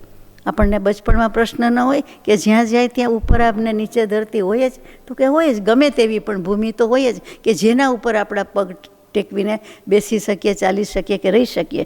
તો કે એ બધાનો આધાર છે. તો એવી રીતે ભગવાનને કહી દીધું કે તમે સર્વ જીવોના, સર્વ વસ્તુના આધારભૂત છો. સર્વોપરી, આધારભૂત આધાર જ છે. સર્વોપરી, સર્વમાં ઉપરી છો, સર્વોત્કૃષ્ટ છો. તમે the best of the best, બીજું કોઈ છે જ નહીં. સર્વોપરી છો. એક તીર્થંકર દેવના સમયમાં બીજા હોય નહીં, ભરત અને ઐરાવત ક્ષેત્રમાં. એટલે ચોક્કસ કહી શકાય મહાવિદ્ય ક્ષેત્રમાં જુદી જુદી પ્રાંતમાં, રાજ્યમાં, એરિયામાં પણ 20 તીર્થંકર સાથે વિચરી શકે છે. એક સાથે નહીં સ્થૂળ દૃષ્ટિથી, પણ એક સમયે યસ. એટલે જુદી જુદી જગ્યાએ પણ એક સાથે 20 થઈ જાય, 20 જન્મી જાય, 20 દીક્ષા લઈ લે, 20 કેવળ જ્ઞાન લઈ લે વગેરે. અત્યારે પણ વિહરમાન છે. પણ ભરત ઐરાવતમાં તો એક જ હોય. એટલે આપણે કહી શકીએ કે અદ્યાપી તત્તુલ્ય કવેર અભાવાત અનામિકા સાર્થવતી બભુવ. કેટલાક ગણે કે નંબર 1 કોણ? ચાલો મહાવીર સ્વામી તીર્થંકર અત્યારે છે. પછી બીજો છે જ નહીં, ગણવાનું કરવાનું નથી. માળા એક જ મણકાની માળા થઈ, એક જ વેઢા ઉપર હાથ આવ્યો, બીજો નંબર કોઈ હોય તો ને. એટલે તીર્થંકર દેવ એટલે એના ઉપરથી આવ્યું શ્લોક આવ્યો, સુભાષિત આવ્યું, પૂરા કવિનામ ગણના પ્રસંગે કનિષ્ઠિકાધિષ્ઠિત કાલિદાસો અદ્યાપિ તત્તુલ્ય કવેર અભાવાદ અનામિકા સાર્થવતી બભૂવ. એ કવિ કુલગુરુ કાલિદાસ માટે કહેવાતું હતું કે પહેલાં કવિઓની ગણના થઈ, પ્રશસ્તિ ગવાઈ, ગણતરી કરવા માંડી તો પહેલું નામ કવિ કુલગુરુ કાલિદાસ, સંસ્કૃત સાહિત્યના મુખ્ય ગુરુ. તો પછી બીજો તો કે બીજો કોઈ છે જ નહીં, એટલે નામ તો કે એટલે બીજી આંગળીનું નામ અનામિકા રહ્યું. અનામિકા નામ વિનાની આંગળી, સૌથી નાની કનિષ્ઠિકા, અને આને અનામિકા કહી દીધું. બીજીને મધ્યમાં કીધું, પછી તર્જની, અને આ બાજુ તો અંગુષ્ઠ આવી ગયો. એટલા માટે કે બીજું કોઈ નામ જ નથી. તો અહીંયા મહાવીર સ્વામી માટે આપણે કહીએ કે તે વખતે તમે જ સર્વોપરી છો, સર્વોત્કૃષ્ટ પદાર્થના પદવીના ધારક છો. એટલે તમે નંબર 1 તીર્થંકરની પદવી તો એને એકને જ છે, બીજા કોઈને નથી. કેવડી ભલે બીજા થાય પણ પદવી તો આમની એક જ છે. એટલે તમે આ પહેલી આંગળીમાં નામ આવ્યું, બીજું કોઈ નથી. ગૌતમ સ્વામીને પણ ગણધરની પદવી મળે છે. તુજ શુદ્ધ મનથી નામ એક જ આપ સમ કરી દે. હા, જો તમારું ભગવાન શુદ્ધ મનથી નામ લીધું હોય તો તમને તમારા જેવા જ કરી દે. જ્ઞાનીનું યથાર્થ ઓળખાણ થાય તે જ્ઞાની જ થાય. કૃપાળુદેવનું યથાર્થ ઓળખાણ થાય તે કૃપાળુદેવ જેવી જ દશા પામે. યથાર્થ ઓળખાણ હોય તો બિલકુલ તેવા થાય. આપણે કહીએ ફોટો સારો નહીં આવ્યો, આ પિક્ચર જરાય સારું ના આવ્યું, તે સમયે તે પર્યાયમાં આપણે એવા લાગતા હોઈએ તો જ એવો આવે. કોઈ બીજો કાંઈ બગાડી ન નાખે કે સુધારી ન નાખે. ઓરિજિનલ જે હોય તે નેગેટિવમાંથી પોઝિટિવ ગણો, અથવા જે ગણો તે જેવા લાગતા હોય એવા દેખાઈએ, જેવા હોઈએ તેવા અરીસામાં લાગીએ. તો પછી એમાં નવું શું છે? તો કે ભગવાન, અમે તમારું નામ લઈએ, તમારાથી પ્રતીતિ પામીએ, અનુભવ પામીએ, તો તમે અમને તમારા જેવા જ કરી દો છો. એટલે કે મહાન જ કરી દો છો, પરમાત્મા જ કરી દો છો. મિથ્યામતી ટળી જ્ઞાન સંકિત પામ્યા ગૌતમ ગણી. ગૌતમ સ્વામી આ પ્રમાણે સ્તુતિ કરી, સ્તુતિ પૂરી થઈ. હવે ગૌતમ સ્વામીની મિથ્યામતી, અજ્ઞાન જે કયો મિથ્યાત્વ એ ગળી ગયું અને સમ્યક દર્શન પામ્યા. એમ લખ્યું ગૌતમ ગણી એટલે ગૌતમ મુનિ. અહીંયા ગણી એટલે કન્સિડર કરવું, એ ગણી નહીં, ગણીને એમ નહીં, પણ ગણી એટલે એક નામ છે મુનિનું અથવા તો કેટલાક સાધુનું, ડિગ્રી છે. દીક્ષિત બની ચારિત્ર ધરી થાય મુનિમાં અગ્રણી. દીક્ષા પણ લઈ લીધી, ચારિત્ર પણ લઈ લીધું, એટલે દીક્ષા એ ચારિત્ર, અને મુનિમાં અગ્રણી એટલે કે મુનિમાં મુખ્ય પદ થયું. એટલે ગણધર પદ એમ લખવાની બદલે મુનિમાં અગ્રણી લખ્યું. બોલો, આટલી વારમાં દીક્ષા આવી ગઈ, એમણે સ્તુતિ કરી, પતી ગઈ, પ્રતીતિ આવી ગઈ, સત્પુરુષની પ્રતીતિ, મહાવીર પ્રભુની સંપૂર્ણ યથાતથ્ય પ્રતીતિ આવી. એટલે ચરણ કમળમાં મસ્તક તો મૂક્યું જ છે, ભાવથી પણ ઝૂકી ગયા છે, મહાવીર સ્વામીના જ્ઞાનમાં છે જ. સમય પાક્યો. હવે દિવ્ય ધ્વનિ દેશના ખીરી ગીરી જે કયો તે હવે પ્રગટાવી, હવે દેશના આવી, હવે આવશે કે હવે શું જે કયો તે. 66 દિવસ 66 કલાક એટલે એમ આવી જ જાય, દિવસમાં 66 ઘડી બધું આવી જાય, પણ એ બધું 66 છે. 66 કલાક મિનિટ અને પછી એમની દેશના શરૂ થઈ. એટલે ત્યારે તીર્થ પ્રવર્તન કર્યું, શાસનની સ્થાપના થઈ. આ જેવો તેવો દિવસ તિથિ નથી. આ જેના શાસનમાં જીવીએ છીએ એ શાસનની સ્થાપનાનો દિવસ, એનો બર્થડે થયો, રચના થઈ, એ દિવસની વાત છે કે તે વખતે તીર્થ પ્રવર્તાવ્યું કહેવાય. એટલે મહાવીર સ્વામીએ તીર્થ પ્રવર્તન કર્યું. સાધુ સાધ્વી શ્રાવક શ્રાવિકા ચતુર્વિધ સંઘ એટલે ચતુર્વિધ તીર્થની તે વખતે સ્થાપના થઈ. અને ગૌતમ પ્રભુને ગણધર પદે સ્થાપ્યા. એટલે વાસક્ષેપ મૂકે, નાખે, કંઈક વિધિ કરે, ઉચ્ચારણ કરે, જે કરે તે. અહીંયા આગળ જઈએ. હવે એ વિધિ થઈ ગઈ છે એટલે ગૌતમ ભગવાન પ્રશ્ન પૂછે છે તે વાત આવે છે. ગૌતમ પૂછે પ્રશ્નો સભામાં, સર્વજન હિત સાધવા, દેવ ઉત્તરો તેના મહાવીર પૂર્વકર્મ કપાવવા. જીવતત્વ વિશે હે પ્રભુ કહો વાણી મધુરી આપની, ચારે ગતિ સાથી થતી કહો વાત પાપ અપાપની. કેટલું જલ્દી બધું પૂછી લે છે. બધાના જનના હિત માટે એમ કહે છે કે મને કંઈક હું પૂછું છું એના જવાબ આપવાની કૃપા કરો. અને આપની વાણી મધુરી છે, દિવ્ય ધ્વનિ છે. અને મહાવીર સ્વામી પણ પૂર્વકર્મ ખપાવવા એટલે કે પૂર્વે જે તીર્થંકર નામ ગોત્ર ઉપાર્જન કર્યું છે એનો ઉદય હવે શરૂ થયો, દેશના દેવાનો વખત આવે ત્યારે. એટલે જીવતત્વ શું છે? જીવ એટલે શું? આત્મા એટલે શું? આત્માની શંકા કરે, આત્મા પોતે આપ. એ જ શંકા પહેલી છે કે મને આટલું વાંચ્યું કર્યું પણ મને આત્મા વિશે જ શંકા છે. મહાવીર પ્રભુ તો જાણે જ છે. પછી બીજો પ્રશ્ન છે ચારે ગતિ શું કામ થાય છે, કેવી રીતે થાય છે. ત્રીજો છે પાપ શું, ચોથું છે અપાપ શું, કયું સમજાવે ને કયું નહીં. જવાબ આપે છે પ્રભુ, ઉત્તર આપે. જે પ્રાણથી જીવતો હતો જીવે અને હજી જીવશે, તે જીવ સાર્થક નામ ગૌતમ ભવ્ય જન્મન ભાવશે. મન વચન તન ઇન્દ્રિય પાંચે, આયુ શ્વાસોશ્વાસએ, દશ પ્રાણ ભાખે, બુદ્ધિમાનો રાખવો વિશ્વાસ તે. જે પ્રાણથી જીવતો હતો અને જીવે છે અને જીવશે. સિદ્ધાર્થમાં હોય તો પણ એનામાં જીવ છે, જીવે છે. અને આપણે પણ બધા જીવીએ છીએ, જે કોઈ બોલીએ બેસીએ સાંભળીએ છીએ. નહીંતર તો એકલો દેહ હોય તો સ્મશાનમાં હોય, એકલા સિદ્ધ હોય તો સિદ્ધશિલા પર હોય. અત્યારે તો આપણે જીવે છીએ, જીવતા હતા અને જીવીએ છીએ. યસ, એનું નામ પ્રાણ છે. તે જીવ સાર્થક નામ. એવા 10 પ્રાણ આપણને હોય, તે 10 પ્રાણ ધરાવતો આપણે જીવ છીએ. કોઈ પણ જીવ છે તો કેટલાક જીવને 4 પ્રાણ હોય, કોઈને 6 હોય, પણ આપણે વધુમાં વધુ જેટલા હોય તેટલા છે. કયા કયા પ્રાણ કહેવાય તો કે 5 ઇન્દ્રિય એ પાંચેયના પ્રાણ. કાયાનો પ્રાણ, પછી કાયા ન બોલીએ, સ્પર્શેન્દ્રિય પ્રાણ એમ કહીએ. એટલે કાયા, જીભ, નાક, આંખ ને કાન એ 5 ઇન્દ્રિયના 5 પ્રાણ છે. પછી મનોબળ, વચનબળ, કાયી બળ, મન વચન કાયા એ 3 8 થઈ ગયા. પછી 9મું શ્વાસોચ્છ્વાસ લઈએ મૂકીએ છીએ, ધમણ ચાલે છે તે. અને છેલ્લો આયુષ્ય. આયુષ્ય નામ કર્મનો ઉદય છે. આ મનુષ્ય આયુષ્ય કર્મનો ઉદય છે. આપણને મનુષ્ય પર્યાયમાં રહેવાની, આપણું જ્યાં સુધી આયુષ્ય છે ત્યાં સુધી એક જાતની જેલ છે, કેદ છે. સારી છે કે જેમાં આપણે આત્મકલ્યાણ કરી શકીએ. આ મનુષ્ય ભવમાં થઈ શકે, વધારે થઈ શકે. એટલા માટે આપણને મનુષ્ય પર્યાયની અત્યારે મનુષ્ય ભવમાં મનુષ્ય દેહ કેદ છે. અને એના ઉપરથી કેટલાક બીજા જીવો પણ છે તો કે 4 ગતિ થાય છે. પાપ અને અપાપ એટલે પુણ્ય. પાપનો અભાવ એટલે અથવા એનું વિરોધી એટલે પુણ્ય. તો કે પાપ અને પુણ્યથી છે 4 ગતિના ભાગ પડે છે. તો કેટલાક મનુષ્ય થાય, કેટલાક દેવ થાય, કેટલાક નારક થાય, કેટલાક તિર્યંશ થાય. એ પણ એમાં આવી ગયું. આમાં નામ આપ્યા જ છે કે મન વચતન ઇન્દ્રિય પાંચે આયુ શ્વાસોચ્છ્વાસ એ 10 પ્રાણ ભાખે બુદ્ધિમાનો રાખવો વિશ્વાસ તે. આ પ્રમાણે બુદ્ધિમાન જીવોએ એટલે કે કેવડી પ્રભુએ મહાબુદ્ધોએ આપણને કહ્યું છે, જ્ઞાનમાં જોઈને કીધું છે, તે આપણે માન્ય કરવા યોગ્ય છે. પૃથ્વી ઉદક વાયુ વનસ્પતિ અગ્નિરૂપ કાયા ધરે, તે જીવ એકેન્દ્રિય પાંચે ત્રસ સહિત ષટકાય એ. જો શ્વેત સૂતર રંગ ભેદે ભિન્ન ભાતર છે છતાં, જે શ્વેતતા મૂળમાં રહી તે પ્રગટશે રંગો જતા. પૃથ્વી, પછી ઉદક એટલે પાણી, અપ એટલે પણ પાણી, તોય એટલે પાણી, ઉદક એટલે પાણી, જળ એટલે પાણી. તો કે પૃથ્વી કાયના જીવ, અપકાયના જીવ, વાયુકાયના જીવ, વનસ્પતિ કાયના જીવ, અગ્નિકાયના જીવ, આ બધા જીવો છે એ એકેન્દ્રિય સ્થાવર જીવો છે ને છે જ.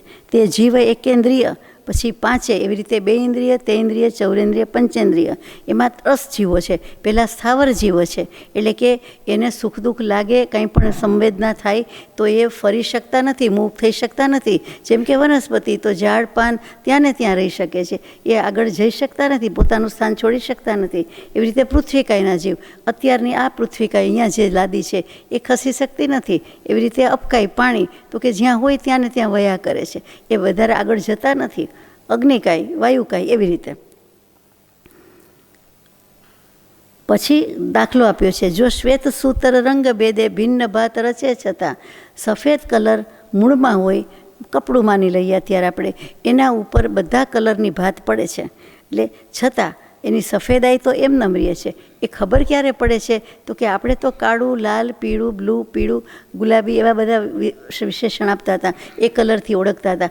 પણ એને ધોઈ નાખીએ, એનો ઉપરનો જે કંઈ લાગેલો છે, બાહ્ય છે, મેલ કયો, વિભાવ કયો, જે શબ્દ કહેવા હોય તે, એ કાઢી નાખીએ એટલે એની મૂળ સફેદાઈ તો છે જ, એ તો જતી જ નથી. એવી રીતે કહે છે કે જે શ્વેતતા મૂળમાં રહી તે પ્રગટશે રંગો જતા. એવી રીતે આત્માના પણ કશાય વગેરે છે, રાગદ્વેષ અજ્ઞાન છે, એ જતાં એની મૂળ અસલિયત શુદ્ધ છે, ઓરિજિનલ સ્વરૂપ છે, એ તો રહે જ છે. એનો ઓરિજિનલ સ્વભાવ તો રહે જ છે. વિભાવ કાઢી નાખીએ, વિભાવ ન કરીએ, કાઢી નાખીએ એટલે પરભાવમાં ન જઈએ તો આપણે આત્મા રૂપે તો રહીએ જ છીએ. એટલે આ કલરથી સમજાવ્યું છે. આપણે ઘણીવાર ચાંદીના મેલથી સમજતા હતા, આ કલરથી સમજાવ્યું છે કે એ બધી ભાત પડે છે, એમ જાત ભાતના જીવો થાય છે, પણ પોતાનો મૂળ સ્વભાવ છે, ઇન ઇટ્સ ઓરિજિનલ નેચર, એ પ્રગટી જાય કે એના ભાનમાં આવી જાય તો આ તો બધું જતું રહેવાનું છે. એ તો છે જ પોતાની પાસે. આપણો સ્વભાવ ને આપણું સ્વરૂપ તો છે જ. મૂળમાં કપડું જે પોત કહેવાય તે પ્લેન હતું એટલે એને વ્હાઇટ કહ્યું આપણે, અને એના ઉપર બધા કલર હતા તો કલર તો નીકળી જાય છે, નીકળી જઈ શકે છે, પણ મૂળ છે એ રહી જાય છે. તેવી રીતે જીવ કર્મના સંયોગથી ભવમાં ભમે ચારે ગતિની ભાત ટળતા નિત્ય શુદ્ધ બની રમે. જુગાર મદિરા માંસ ચોરી પરવધુ આસક્તતા, શિકાર અને વેશ્યાગમન આ વ્યસન પાપે રક્તતા. જીવ પણ કર્મના સંયોગથી ભવમાં પરિભ્રમણ કરે જ છે, અને ચારે ગતિની ભાત આ પ્રમાણે, એટલે ભાત મીન્સ પેટર્ન, ડિઝાઇન, કલર જે કયો તે, એ ટળી જાય. જેમ કલર કાઢવા મુશ્કેલ છે, મહા મુશ્કેલ છે, એવી રીતે આપણને કર્મો કાઢવા મુશ્કેલ લાગે છે. કઈ રીતે જ કર્મ બંધાઈ ગયા છે. હવે પાપ અને અપાપ શું, એનો જવાબ આવે તો કે કેટલાક જુગાર જ રમે, કેટલાક મદિરા શરાબ જ પીવે, કેટલાક પરમાટી માંસ જ ખાય, કેટલાક ચોરી જ કરે, કેટલાક પર વધુ આસક્તતા એટલે પર વધુ પણ આવ્યું, વેશ્યાગમન હોય એમ થઈ જાય, અથવા પર સ્ત્રીમાં આસક્ત હોય, કેટલાક શિકાર કર્યા કરે, કેટલાક વેશ્યાગમન પણ કરે. તો આ 7 મૂળ વ્યસન કીધા છે, એના પાપમાં રંગાયેલો હોય જે રક્તતા, એ તો મહાપાપી છે, નરકમાં જાય એમાં નવાઈ નથી. અને થોડાક ઓછા પાપ હોય ને થોડાક ઓછા પુણ્ય હોય તો આપણે જાણીએ તિર્યંચ ગતિ, અને મનુષ્યમાં તો બેલેન્સ છે. બંને પુણ્ય અને પાપનું બેલેન્સ થાય ત્યારે મહા મહેનતે માંડ મનુષ્ય ભવ મળે. એ સમનો સિદ્ધાંત છે.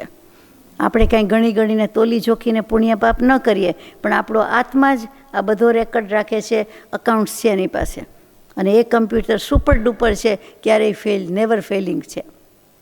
બીજા કમ્પ્યુટરમાં બધા લિમિટેશન્સ છે, નવી આવૃત્તિ, નવા વર્ઝન આવતા જાય, આમાં નહીં. આમાં તો ત્રણેય કાળમાં એક જ છે, અને એમાં મિનમેક નથી, ભેદભાવ નથી. આ જૈન દર્શન. બહુ પાપના ધંધા અને બહુ ધન વિશે મસ્તાનતા, ને જૂઠ હિંસા ચોરી જારી લૂંટમાં ગુલતાનતા. કુકર્મમાં બહુ મોહ અને નિંદા, અરે ધર્મી તણી, વળી પાપની જે પ્રેરણા નરકે પીડા આપે ઘણી. હજી નરકમાં જવાની વસ્તુ બાકી રહી તો કે આવા બધા પાપના ધંધા કરે. આ 7 વ્યસન સિવાય જે કોઈ ધંધા બિઝનેસ કરે છે એ પણ ભારે કર્મી હોય એવા જ કરે. કેટલાક પાપમાં તો ધંધામાં આપણે અત્યારે જતા નથી વિગતમાં, અગાઉ આવી ગયું છે, પણ બહુ પાપ છે, દોષ છે, એવા કરે. અને બહુ ધન વિશે મસ્તાના, પરિગ્રહના આનંદમાં મસ્ત થઈને રહીએ. મારી પાસે આટલું ધન, મારી પાસે આટલી પ્રોપર્ટી, આટલું બધું મારી પાસે છે, આટલું બધું એટલે આટલું બધું, અને કદી જોવાના નથી, પૈસા ગણવાના નથી, ઘરેણાં પહેરવાના નથી, સોનાની લગડી ગણવાના નથી, જોવાના નથી, તો પણ મારી પાસે આટલું છે, પેપર મની આટલું છે, અથવા તો ઓનલાઈન આટલું છે. આ બસ એનો આનંદ છે. પરિગ્રહનો આનંદ એ વધારે પરિગ્રહ બુદ્ધિ છે. પરિગ્રહ હોય, ભેગો કરવામાં પાપ લાગે એના કરતાં પરિગ્રહ પ્રાપ્ત કર્યા પછી એમાં બુદ્ધિ રહે, એમાં આનંદ મનાય, એ નરકગામી થાય છે. એવી રીતે જૂઠ હિંસા ચોરી જારી એટલે વ્યભિચાર સેવ્ય હોય, અને લૂંટ કરી હોય, એમાં ગુલતાન હોય કે અમે તો આટલું સ્મગલિંગ કર્યું, આટલું આવડ્યું, આટલું બધું ધન હરી લીધું, આટલી ચોરી કરી, અમે તો સિફતથી કરીએ, 2 કલાકમાં કરી નાખીએ, 5 મિનિટમાં આમ, 1 મિનિટમાં તાળું ખુલી જાય. આ શું બધું ચોરીનું અભિમાન છે.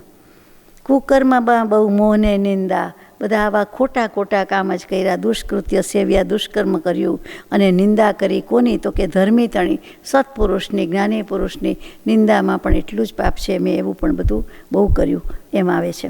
પાપની જે પ્રેરણા, પાપની પ્રેરણા બીજાને પણ આપીએ કે હા આમ જ છે, તેમ જ છે, તો કે એ નરકગામી થાય છે. આગળ જઈએ. કરીને કપટ પર ધન હરે, દિન રાત વળી ખાયા કરે, મતિ મૂઢ મિથ્યા શાસ્ત્ર પંડિત, પી પડે ફેરા પરે. બહુવાર દિનમાં નાયને, શુદ્ધિ ગણે કુતીર્થથી, રે શીલ વ્રત સેવ્યા વિના, મરી જાય પશુ કુકર્મથી. મતિ મૂઢ, બુદ્ધિ, સમ્યક જ્ઞાન નથી એટલે બધા આપણે મૂઢ જ કહેવાય. તો કે મતિ મૂઢ છે, અજાણ છે, બિલકુલ અજાણ છે, કાંઈ ખબર પડતી નથી, એને વળી મૂઢ કહી દીધા, મૂર્ખ કહી દીધા. જેને 4 ગતિની કે કાંઈ ખબર નથી, તો કે એવા મતિ મૂઢ પણ છે, પછી ખબર હોવા છતાં બધું કરે છે એ મૂઢ છે. પછી મિથ્યાશાસ્ત્ર પંડિત. મિથ્યાશાસ્ત્ર કોને કહેવાય? તો કે આત્મા સિવાયની વાતવાળા બધા જ શાસ્ત્રોને મિથ્યા કહેવામાં આવે છે. આ ડેફિનેશન તો આ છે, વ્યાખ્યા આ છે. આત્મા સિવાયની વાતો એટલે શું હોય? વિભાવ, પરભાવ ને દેહભાવ, સંસાર ભાવ. સૌંદર્ય શાસ્ત્ર હોય, બધું એ જ હોય કે કેમ તૈયાર થવું, કેમ સારું લાગવું, ભાઈઓ કે બહેનો, તો એ શું કહેવાય? એનું કંઈ આત્માની વાતમાં કામ છે? એ તો દેહના થયા, દેહને લગતા થયા. મેડિકલ સાયન્સ હોય તો દેહને આ દર્દ થાય તો આ નિવારણને, આ ગોળીને, આ સારવારને, આ સર્જરી, તો એ બધું શું છે? દેહને લગતું થયું. તો આત્મા સિવાયનું જે કાંઈ થાય એ બધું મિથ્યા. એટલે મિથ્યાત્વ એમ નથી કહેવું, પણ કહેવું છે તો એ જ, પણ આવી રીતે મૂક્યું મિથ્યાશાસ્ત્ર. એ મિથ્યાત્વના શાસ્ત્રો એટલે કે મિથ્યાશાસ્ત્રો છે, ન કામના છે. આત્મામાં કામનું નથી, તે ન કામનું. મિથ્યા એટલે ન કામનું, યુઝલેસ, અર્થહીન. આત્માની વાતમાં કામનું નથી, દેહની વાતમાં કામનું છે. આપણે કયા પક્ષમાં છીએ આપણે વિચારવાનું છે. બેય લઈને બેઠા છીએ, દેહ ધારીએ છીએ અને આત્મા લઈને બેઠા છીએ. પંડિત, મિથ્યાશાસ્ત્ર હાઇફન પંડિત એટલે જગતમાં મુખ્ય 14 વિદ્યા કહેવાય છે. તો 14 વિદ્યામાં એમાં બધી ફેકલ્ટી દુનિયા આખીની આવી ગઈ, ગમે તે લાવો. તો કે એ બધા શાસ્ત્રો આત્મા પ્રત્યે ક્યાં લઈ જાય છે? એમાં ભણી ગણીને પંડિત થાય. આત્માની વાતના પંડિતો પણ આવી ગયા ધીમેકથી, અને મિથ્યાશાસ્ત્રના પણ આવી ગયા. તો કે બધા જ હોય. અત્યારે તો મિથ્યાશાસ્ત્રના પંડિતની વાત ચાલે છે. તો કે એ બધા શું કરે? પૂછવાનું છે. પાપ કરીએ છીએ. પીપળે ફેરા ફરે. પીપળે એટલે પીપળાનું વૃક્ષ. સીમરડાનું સીમરડે ગયા હતા, કાવીઠાનું કાવીઠે ગયા હતા, એમ પીપળોનું પીપળે ગયા હતા. શું? તો કે પ્રદક્ષિણા કરવા ગયા હતા. અને ફેરા ફરે એટલે પ્રદક્ષિણા કરે એમ. બહુ વાર દિનમાં નાય અને વારંવાર અશુચિ થઈ ગયો. અશુચિનો આખો દેહ જ છે. કેટલી વાર નાહીએ? તો કે 2 વાર 4 વાર, એ તો ઓછું પડે. એટલે વારંવાર નાય. જેટલી વાર વિચાર કરે એટલી વાર નાવા જાય એમ કહું તો ચાલે. એટલે એટલી વાર નાયા જ કરે. એટલે કે ચોખ્ખો થઈ ગયો, ચોખ્ખો થઈ ગયો. અરે શુદ્ધિ ગણે કુતીર્થથી. કેટલાક નદીને સ્નાન તીર્થ માને છે, એટલે નદીને પગે લાગે. પગે લાગે ત્યાં સુધી જ નહીં, પણ એને પૂજ્ય ગણે, માન્ય ગણે, વગેરે વગેરે. તો કે કેટલાક દરિયાને નમસ્કાર કરે. એમ બીજાને કુતીર્થ કીધા છે, તો એવા બધાને પણ નમસ્કાર કરે અને એમાં નાઈ વગેરે શુદ્ધિ માને. શીલ વ્રત સેવ્યા વિના. અને ચારિત્ર મૂળ વ્રત છે, બ્રહ્મચર્ય વ્રત, એ તો કંઈ સેવતા નથી અને મરી જાય પશુ કુકર્મથી. પશુ જેવી વૃત્તિથી, પશુ જેવા કુકર્મથી, ભાવથી મરીને ક્યાં જાય? તો કે કાં નરક ને કાં તિર્યજ ગતિમાં જાય. એટલે કે વધારે પડતું સેવન હોય એ બધાને તો ખાસ લાગુ પડે છે. જે તીર્થપતિવા જ્ઞાની ગુરુની ભક્તિ ભાવ વડે કરે, વળી તે મની આજ્ઞા ઉઠાવે, વ્રત તપાદી આદરે. સમ્યક હાર ઉરે ધરે, ચારિત્ર મૌલી મસ્તકે, સુજ્ઞાન કુંડલ કાનમાં, શુભ ભાવથી સ્વર્ગે ટકે. જે તીર્થપતિ વા જ્ઞાની ગુરુની ભક્તિ ભાવ વડે કરે. એટલે મહાવીર સ્વામી દેશના દઈ રહ્યા છે, એટલે એમાં ગૌતમ સ્વામીને લાગવું પડે કે તીર્થપતિ પોતે જ જે કોઈ છે તે મહાવીર સ્વામી અગર તો જે સત્પુરુષોએ સદગુરુની ભક્તિ નિરૂપણ કરી છે. એટલે કે સતદેવ તત્વ પછી સદગુરુ તત્વ આવ્યું કે જ્ઞાની ગુરુની ભક્તિ કરે. એટલે કે સતદેવ સંબોધે છે અને પછી આ સદગુરુ એટલે કૃપાળુદેવના 6 પદમાં આવ્યું તે જ દેશના, એ દેશના પત્ર જ છે. તો કે એની જે કોઈ ગુરુની ભક્તિભાવ કરશે અને એમની આજ્ઞા ઉઠાવશે, એટલે આપણે કૃપાળુદેવને ત્યાં ગુરુ માનીએ છીએ અત્યારે, અને એમની આજ્ઞા ઉઠાવીએ, એમની ભક્તિભાવ કરીએ, તે જોકે બીજા મહાવીર જ છે. એટલે કે કોઈ પણ માટે લાગુ પડે છે. એટલે સત્પુરુષે સદગુરુની ભક્તિ નિરૂપણ કરી છે, તે માત્ર શિષ્યના કલ્યાણને અર્થે કહી છે. અને પછી આજ્ઞા ઉઠાવીને વ્રત તપ વગેરે આચરે છે. તેને શું થાય છે? તો કે સમ્યક્ત રૂપી હાર એના હૃદય ગળામાં ધારણ કરે છે. સમકિતની માળા પહેરાવે છે, મોક્ષની નહીં પણ સમકિતનો હાર પહેરે છે. ચારિત્ર મૌલી મસ્તકે, સમ્યક ચારિત્ર મસ્તક ઉપર આવે છે. મૌલી એટલે મુગટ.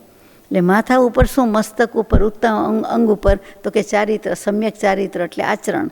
અને પછી સુજ્ઞાન કુંડલ કાનમાં. સમ્યક જ્ઞાનના કુંડલ છે, કાનથી સાંભળવાનું કામ થાય. એટલા માટે સમ્યક જ્ઞાન એટલે સમ્યક દર્શન આવી ગયું, સમ્યક જ્ઞાન આવી ગયું, એના કુંડલ કાનમાં પહેર્યા છે. એટલે સમ્યક જ્ઞાન રૂપી કુંડલ, સમ્યક ચારિત્ર રૂપી મસ્તક અને સમ્યક દર્શન રૂપી હાર. એટલે ઘરેણા આવ્યા હાર, કુંડલ અને મુગટ. 3 વસ્તુમાં બધું આવી ગયું. મોક્ષ મળી ગયો. બોલો, મોક્ષમાં તો પહેરવાનું નથી, લઈ જવાનું નથી, કામ નથી. પણ ઉપમા સુંદર છે બધી. મોક્ષને આણે કને, ચારિત્ર મુગટ સૌથી ઊંચું રાખ્યું, આચરણ સૌથી ઊંચી વાત છે, મોટી વાત છે, એટલે એને પેલું રાખ્યું. ગળામાં સમ્યક દર્શન, અને પછી કાનથી સમ્યક જ્ઞાન, અને મસ્તક ઉપર મુગટ તે સમ્યક ચારિત્ર, અને પછી સૌથી ઉપર સિદ્ધશિલામાં પહોંચવાનું છે. લોકના અગ્રભાગે સિદ્ધ ભગવંત બિરાજે છે. અને વચ્ચે શુભ ભાવ થઈ જાય તો સ્વર્ગમાં જવાનું છે, એ પણ ઊંચે જ છે. આકાશની પેલે પર ક્યાંનું ક્યાંય છે. સમપૃથ્વીથી 790 જોજન જ પડે તારામંડળ આવે, ત્યાંથી 10 જોજન પડે ચંદ્રનું વિમાન, ત્યાંથી 80 જોજન જ પડે સૂર્યનું વિમાન. આ બધું એ જ છે. જીનાગમ પ્રમાણે જ બધા માપ બેસે છે. સ્પેસમાં લેટેસ્ટ બધા જેટલા જઈ આવ્યા તે બધાની સાથે બિલકુલ ટેલી થાય છે. આગળ જઈએ. કોમળ સરળ સંતોષી વિનયી સત્ય વક્તા શાંત જે, સુદેવ સુગુરુ ધર્મરાગી દાનશીલધર દાંત જે. અતિ પુણ્યથી તે આર્યખંડે શ્રેષ્ઠ કુળમાં નર બને, સમ્યક્ત્વ સહચારિત્ર પાડી મોક્ષને આણે કને. કને આવી ગયું, પાસે આવી ગયું મોક્ષ.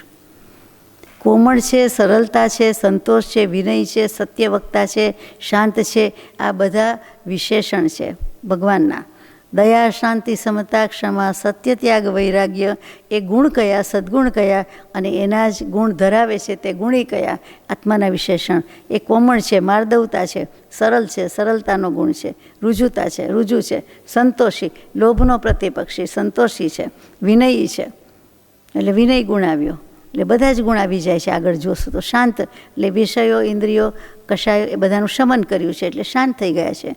સુદેવ, સુગુરુ, ધર્મરાગી, એટલે સમ્યક દેવ, સાચા ગુરુ, સાચા ધર્મ અને સાચા દેવ એના રાગી છે, એના ઉપર જ આસક્ત છે, એના ઉપર જ પ્રેમ છે.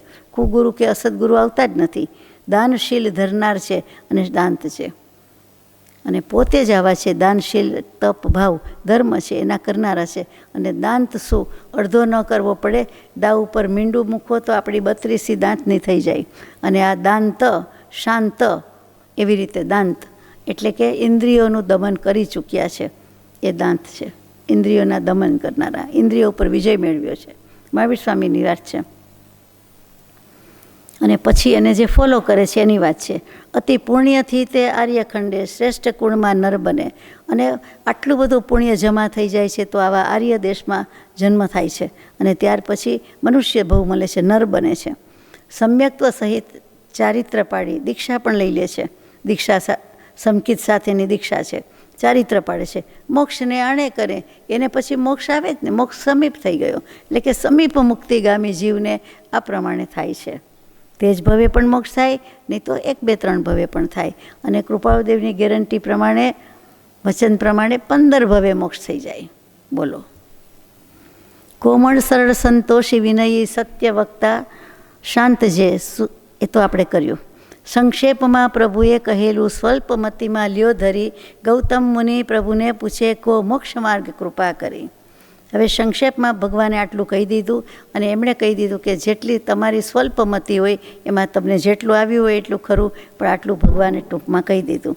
હવે ગૌતમ પ્રભુ પૂછે છે, ગૌતમ મુનિ પ્રભુને પૂછે છે કે મને મહેરબાની કરીને, કૃપા કરીને મોક્ષ માર્ગ કહો.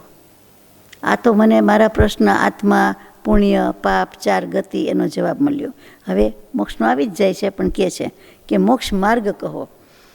સંપૂર્ણ ગુણનિધિ આત્મ ભગવદ રૂપની શ્રદ્ધા બની, નિશ્ચય કહી સમકિત દશા તે સ્વાનુભવ રૂપ પણ ગણી. સંપૂર્ણ ગુણના નિધિ એવા ભગવાન પરમાત્મા, એવા ભગવદ રૂપની શ્રદ્ધા. તું પણ પરમાત્મા છે. કોઈ પણ જીવને કહે છે કે અપ્પા સો પરમ અપ્પા, આત્મા જ પરમાત્મા થાય છે. અને અપ્પા દેવો ભવ, આત્મા દીપ બનો, પોતે પોતાનો દીવડો બનો. તમે જ બધા છો, તમારામાં છે. આત્મ હાઇફન ભગવત રૂપની શ્રદ્ધા બની. આત્મા તે જ ભગવાન છે, એ શુદ્ધાત્મા પરમાત્મા છે, એ જ આપણો શુદ્ધાત્મા એવો જ છે, એમ નિશ્ચય કરીને સમકિત દશા પ્રાપ્ત કરો. એટલે કે નિશ્ચય સમકિત લઈ લ્યો, આત્માનો અનુભવ કરી લ્યો. એને સ્વાનુભવ રૂપ પણ ગણી, તેને નિશ્ચય સમ્યક દર્શન કહેવાય છે. એટલું કરી લ્યો. મોક્ષ માર્ગ છે તો તમે આટલી શ્રદ્ધા રાખો, આટલું દ્રઢ રાખો. મોક્ષનો માર્ગ શું? તો કે જે પરમાત્મા છે એની પાસે જે ગુણ છે એ જ દરેકના આત્મા પાસે છે. આપણે મુમુક્ષુ એમ નહીં, કોઈ પણ આત્મા પાસે બધા ગુણો છે. અત્યારે આપણી વાત કરીએ છીએ, પણ આપણે એમણે ગુણો પ્રગટાવ્યા છે, આપણે પ્રગટાવ્યા નથી, તો આપણે હવે પ્રગટાવવાના છે. એટલે પેલો નિશ્ચય કરવો પડે કે હું આત્મા જ પરમાત્મા થાઉં, બીજેથી પરમાત્મા તત્વ આવતું નથી. મારા આત્માએ જ મારા આત્માના ગુણમાંથી જ પ્રગટાવવાનું છે. ગર્ભનો જીવ એ જ જન્મ પામે છે, જન્મ પામે છે એ જ બાળકમાંથી યુવાન થાય છે, એ જ વૃદ્ધ થાય છે, વચ્ચે પ્રૌઢ અવસ્થા આવે છે, તો અને એનો દેહ ત્યાગ થાય છે. એ કેવું સમજાઈ જાય છે કે સર્વ અવસ્થાને વિશે ન્યારો સદા જણાય, પ્રગટ રૂપ ચૈતન્યમય એ અંધાણ સદાય. એ જ જીવ છે, અનાદિકાળનો પાપી જીવ હોય કે પુણ્યશાળી હોય, આપણે એ જ છીએ. રત્નત્રયી નિશ્ચયે જો પરમપદ આત્મા તણું જીવ સ્વાનુભવથી ઓળખે, તો જ્ઞાન સમ્યક નિશ્ચયે તેને અનુભવીઓ લખે. સૌ બાહ્ય અંતરના વિકલ્પો છૂટતા જે સ્થિરતા, થતી આત્મમાં તે નિશ્ચયે ચારિત્ર સમ્યક વીરતા. જો આત્માનું આ પરમપદ છે એને સ્વાનુભવથી ઓળખી લે, પરમાત્માપણાનો ઝાંખી થઈ જાય, તો નિશ્ચયથી તેને સમ્યક જ્ઞાન પણ છે જ. એને અનુભવ્યો એમ જ કહે છે. એટલે કે સમ્યક દર્શન, સમ્યક જ્ઞાન, હવે 3-2 થઈ ગયા. સમ્યક ચારિત્ર ક્યારે કહેવાય? સમ્યક દર્શનની સાથે જ સમ્યક જ્ઞાન થઈ ગયું. હવે સમ્યક ચારિત્ર ક્યારે કહેવાય? તો કે અંતરબાહ્ય વિકલ્પો છૂટતા બિલકુલ આત્માની જે સ્થિરતા થાય છે, તે આત્માની સ્થિરતા એ સમ્યક ચારિત્ર છે, સમ્યક આચરણ છે. એટલે જે વખતે સમ્યક દર્શન થાય છે તે જ વખતે સમ્યક જ્ઞાન થઈ જાય છે, તે જ વખતે સ્વરૂપાચરણ ચારિત્ર પણ પોતાને છે જ. પણ એની વધારે ઉત્તરોત્તર દશા પ્રગટાવવાની, એટલે મોક્ષ થઈ જાય છે. એ હવે આવશે ધીમે ધીમે. આનું જ નામ રત્નત્રયી છે, સમ્યક દર્શન, જ્ઞાન અને ચારિત્ર. સાદી ભાષામાં જોવું દર્શન, જ્ઞાન જાણવું અને કાંઈ પણ ક્રિયા કરવી તેનું નામ ચારિત્ર. આપણે વ્યવહારમાં પણ એ જ કરીએ છીએ, જોવું, જાણવું અને કરવું. જોવું, જાણવું ને કરવું, એ સિવાય આપણી પાસે કાંઈ વસ્તુ નથી. આગળ કરવાનું છે તે સમ્યક લગાડવાનું છે. મિથ્યા તો કરીએ જ છીએ, કાંઈ પણ ક્રિયા કરીએ છીએ, કાંઈ પણ જ્ઞાન છે અને કાંઈ પણ જોઈએ છીએ, બધું છે. સમ્યકપણે જોતા આવડી જાય, કરતા આવડી જાય, એટલે ભયો. સમ્યક દર્શન આવે એટલે જ સમ્યકપણે થાય, નહીં તો સમ્યકપણે ન થાય. માટે સમ્યક દર્શનનો મહિમા. રત્નત્રયી આ નિશ્ચયે સાક્ષાત મુક્તિ આપશે, તે જ ભવે મોક્ષ થઈ જાય, સાક્ષાત પ્રત્યક્ષ. અને બીજું સાક્ષાત એટલે જે વખતે સમ્યક દર્શનને અનુભવ થાય તે જ વખતે મોક્ષ ભાવ, મુક્ત ભાવનો અનુભવ થાય છે.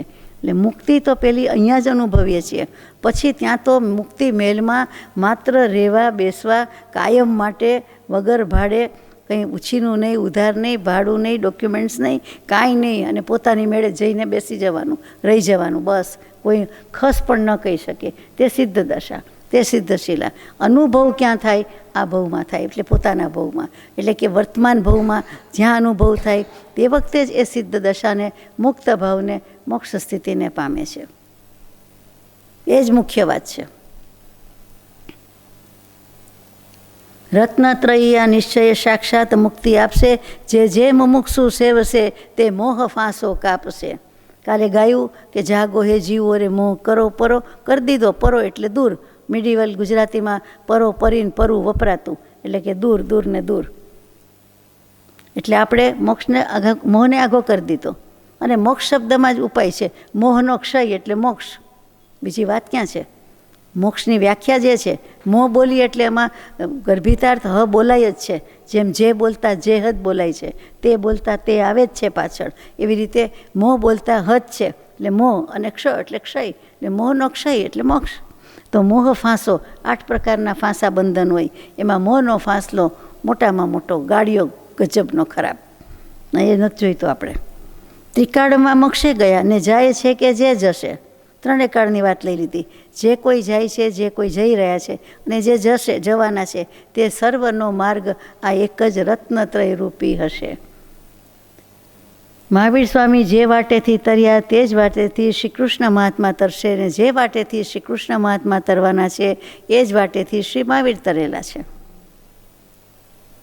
એક હોય 3 કાળમાં પરમાર્થનો પંથ, પ્રેરે તે પરમાર્થને તે વ્યવહાર સંબંધ.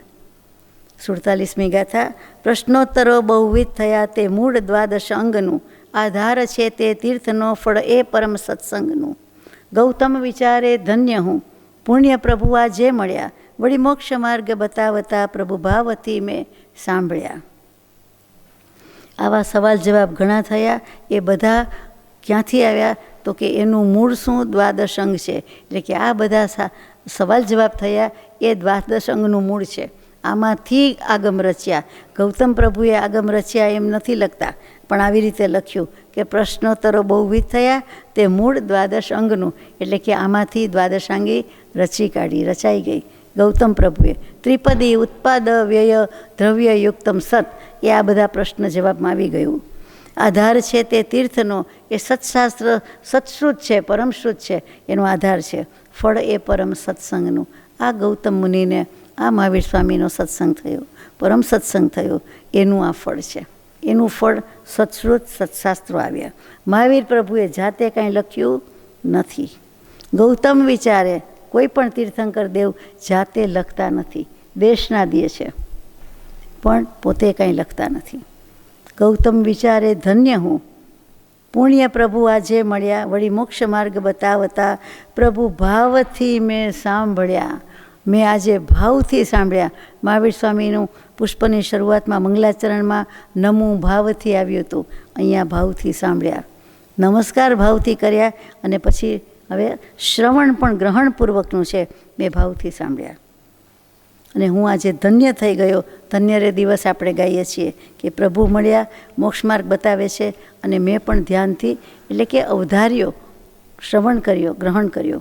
સૌ ભાઈઓ શિષ્યો અને બહુ અન્ય જન સાધુ થયા. બહુ રાજકન્યાઓ વળી સ્ત્રીઓ બીજી સાધ્વી થયા. ગૃહધર્મીના વ્રત ઉચ્ચરે, નર નારી મોમુખ શું ભલા. વળી સિંહ આદિ પશુગૃહીના વ્રત લઈ તેમાં ભળ્યા. કેવું પડે. શિષ્યો થયા, ભાઈઓ થયા, સાધુ થયા, મુનિ થયા, અને કેટલી બધી રાજકન્યાઓ પણ થઈ, એટલે કે સાધ્વીજી થયા. અને આપણે આમાં નામ આવે કે નહીં, જ્યારે આવે ત્યારે પણ ચંદનાજીને પહેલી દીક્ષા એ પ્રથમ સ્વાધ્વી થયા. નારી મુક્તિદાતા ભગવાન મહાવીર એમ કહેવાય છે કે સ્ત્રીને પુરુષ, ભાઈ કે બેન કોઈ પર્યાયનો ભેદ નથી, કોઈ શકે જ નહીં. પછી ગૃહધર્મીના વ્રત ઉચ્ચરે, એટલે કેટલાકે મુમુક્ષુ તરીકે શ્રાવકના એટલે સાગાર ધર્મના વ્રત પછખાણ લીધા. અને નર નારી મુમુક્ષુ ભલા, કેટલાય મુમુક્ષુ થયા, એટલે કે મોક્ષના અભિલાષી થયા. અને સિંહ વગેરે પશુ હતા, એમણે ગૃહિના એટલે સાગાર ધર્મ, ગૃહસ્થાના જે કંઈ આચાર છે તે બધા ગ્રહણ કર્યા. સિંહ જેવો આ બધા ગ્રહણ કરે એટલે પહેલાં એને આહાર ત્યાગ આવે જ, ભોજન ત્યાગ જ આવે, બીજું કશું ખાય નહીં. એટલે પછી એને સવાલ જ નથી, બધાનો ત્યાગ હોય, થોડીક છૂટ ન હોય. 6 મહિનાનું ને 1 દિવસનું ને 1 મહિનાનું વ્રત ન લે, એ બધા આજીવન વ્રત લેનારા છે. આપણામાં કેટલાક એવા હોય કે 1 મહિનાનું લઉં, 6 મહિનાનું લઉં, 1 વર્ષનું લઈ જાઉં, પછી વાત. આમાં તો એવું છે જ નહીં, સવાલ જ નથી. બોલો, સિંહ જેવા સિંહ પણ, અને ભગવાન પાસેથી આવા વ્રત મળ્યા હોય, સમ્યક દૃષ્ટિ થઈ ગયો, એને પછી વાર કેટલી લાગે મોક્ષે જવામાં. મોક્ષાર્થી જીવો વ્રત વિનાના દાન પૂજા દી ચહે, શક્તિ પ્રમાણે ભક્તિ ઉત્સવ ભાવથી કર્મો દહે. પછી ઇન્દ્ર વીરને વિનવે વિહાર દેશાંતર થવા, ત્યાં મોહ નિદ્રા માં સુતેલા ભવ્ય જીવને બોધવા. મોક્ષાર્થી જીવો જે હતા એણે વ્રત નિયમ પછખાણ લીધા. આપણા જેવા ઘણા હોય કે એકેય પછખાણ લઈ શકાય એવા નથી, એકેય ત્યાગ નહીં થાય, મારાથી તો કાંઈ થાય નહીં, એક પણ નિયમ હું લઉં નહીં, લઈ શકાય એવું છે જ નહીં. એ બધા તો જેન્યુઇન હતા કે ખરેખર એવા કર્મનો ઉદય, એવી સંઘિયણ સંઠાણ જે હોય તે, કે વ્રત નિયમ પછખાણ લઈ જ ન શકે. આપણે તો બાનાબાજી છે, ખોટું છે બધું, આધાર લઈએ છીએ, ઓઠ ઓથું લઈએ છીએ. આ બધા કરી શકે છે, તેમ છતાં જે શક્તિ પ્રમાણે કરી શકે તેણે કર્યું. અને બીજા બધાએ એમનેમ જ દાન પૂજા જેટલું થાય તેટલું કર્યું, ભક્તિ ઉત્સવ કર્યો, અને સ્થૂળ દૃષ્ટિથી નહીં પણ સૂક્ષ્મ દૃષ્ટિથી એટલે ભાવથી કેટલાય કર્મો બાળી નાખ્યા. પછી ઇન્દ્રવીરને વિનવે છે મહાવીર પ્રભુને કે પ્રભુ હવે અહીંનું કામ પૂરું થયું, હવે વિહારનો સમય થયો, બીજે સમવસરણ કરવાનું. મંડપ ડેકોરેટરવાળાને થોડીક ઉતાવળ તો હોય જ ને કે હવે બીજે મંડપ કરવાનો છે, આને આ પાર્ટીનો છે પણ બીજે કરવાનો છે. એટલે પ્રભુને વિનંતી કરે છે, એક શિષ્ટાચાર છે, પ્રોટોકોલ છે, પ્રભુ મહાવીરને કે ચલો હવે આપણે વિહાર કરવાનો છે, બીજે જવાનું છે. બીજા દેશમાં પણ રાહ જોવે છે, બીજા પ્રદેશમાં રાહ જોવે છે. ત્યાં મોહ નિદ્રામાં સૂતેલા જીવો સૂતેલા જ છે, એ ભવ્ય જીવોને જગાડવાના છે, બોધવાના છે. પ્રારબ્ધ જાણી વીરજીને પણ રાજગૃહ નગરે ગયા. વિપુલાચલે પદરામણી સુણી રાય શ્રેણિક આવ્યા. પૂજા સ્તુતિ કરી બોધ સુણી નિજ પૂર્વ ભવ પૂછે વળી. ગૌતમ કહે ભીલના ભવે સદ્ધર્મ વાત ભલી મળી. પ્રારબ્ધ છે, પૂર્વે આરંભીને આવ્યા છે એટલે આ પ્રમાણે કર્મનો ઉદય છે, એટલે પ્રભુ મહાવીર પણ સમજે છે કે વિચરે ઉદય પ્રયોગ, એટલે રાજગૃહી નગરીમાં પધારે છે. રાજગૃહી નગરી એટલે કઈ તો કે બિહારની. બિહાર એટલે જૂનો મગધ દેશ ને નવું ઝારખંડ થઈ ગયું. હવે બિહાર બોલાય નહીં. સમેત શિખરજી વગેરે રાજગૃહી વગેરે ઝારખંડમાં આવી ગયું. બરાબર છે, હું સમજું છું ત્યાં સુધી એમ જ છે ને. તો કે ત્યાં પધારે છે. અને વિપુલાચલ ગીરી છે, 5 પહાડની વચ્ચે વસેલી નગરી, તે પંચ પહાડ પૂરી, એનું નામ રાજગૃહી. અને ઇંગ્લિશમાં રાજગીર શબ્દ સ્પેલિંગ આવશે, એ એક જ છે. RAJGIR રાજગીર. એ રાજગીર એ જ આ રાજગૃહી, એટલે ગોટાળો ન થાય. અને એ 5 પહાડમાં વિપુલાચલ છે, એનું મહત્ત્વ વધારે છે, તો ત્યાં પધારે છે. કેમ કે પ્રભુ મહાવીરનું સમવસન ત્યાં થાય છે. ત્યાં એ સાંભળીને શ્રેણિક રાજા પણ પધારે છે, દર્શન કરવા આવે છે, સભામાં બેસે છે. પૂજા સ્તુતિ બધું કરીને પોતાનો પૂર્વભવ પૂછે છે શ્રેણિક રાજા કે મારાથી વ્રત નિયમ કાંઈ લઈ શકાતું નથી આ ભવે, પણ મારું શું છે પૂર્વ વૃત્તાંત? તો ગૌતમ પ્રભુ કહે છે કે ભીલના ભવમાં તમે સદ્ધર્મ તમને મળ્યો છે, અને તમે કાગડાનું માંસની એક આજ્ઞા હતી કે ન ખાવું, એટલો જ નિયમ લીધો હતો, અને એના એ પુણ્યના પ્રતાપે તમને શ્રેણિક રાજાનો અવતાર મળ્યો, જન્મ થયો.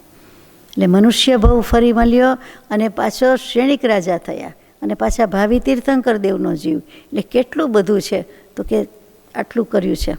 આ કાગડાના માંસની વાત આવી. રે કાગડાનું માંસ મુનિના વચનથી તજી ટેકથી, કરી દેવ ભવ શ્રેણિક નૃપતિ થાય જો તું વિવેકથી. તું આટલું સુંદર પુણ્ય કમાયો ને નૃપતિ રાજા થઈ ગયો, રાજા મોટો થયો. સાચા પુરુષની સાક્ષીએ દે અલ્પવ્રત બળ કેટલું. તે સાચા પુરુષની સાક્ષીએ ત્યારે વ્રત લીધું હતું, ત્યારે પણ જૈન મુનિ જતા. અને અલ્પવ્રત બળ કેટલું, તો કે થોડુંક વ્રત લીધું હોય, એક જ વસ્તુનો ત્યાગ, પણ તેમ છતાં કેટલું બળ આપે છે, એનામાં કેટલી શક્તિ રહી છે. ભીલભવ મટાડીને મહાવીર સમ બનાવે તેટલું બળ. ભીલમાંથી તું મહાવીર થઈશ, એટલે કે મોક્ષગામી થઈશ. બોલ કેટલી તારી શક્તિ, એટલે કે મહાતીર્થંકર દેવ થશે. દર્શન વિશુદ્ધિ આદિ કારણ ભાવના ભાવી ભલી, ચરણે મહાવીરને વવાશે તીર્થપતિ પદ બીજવડી. રે નરક ગતિ બાંધી દીધી છે, તેથી મરી નરકે જશો, પણ આવતી 24મીમાં તો પ્રથમ તીર્થંકર થશો.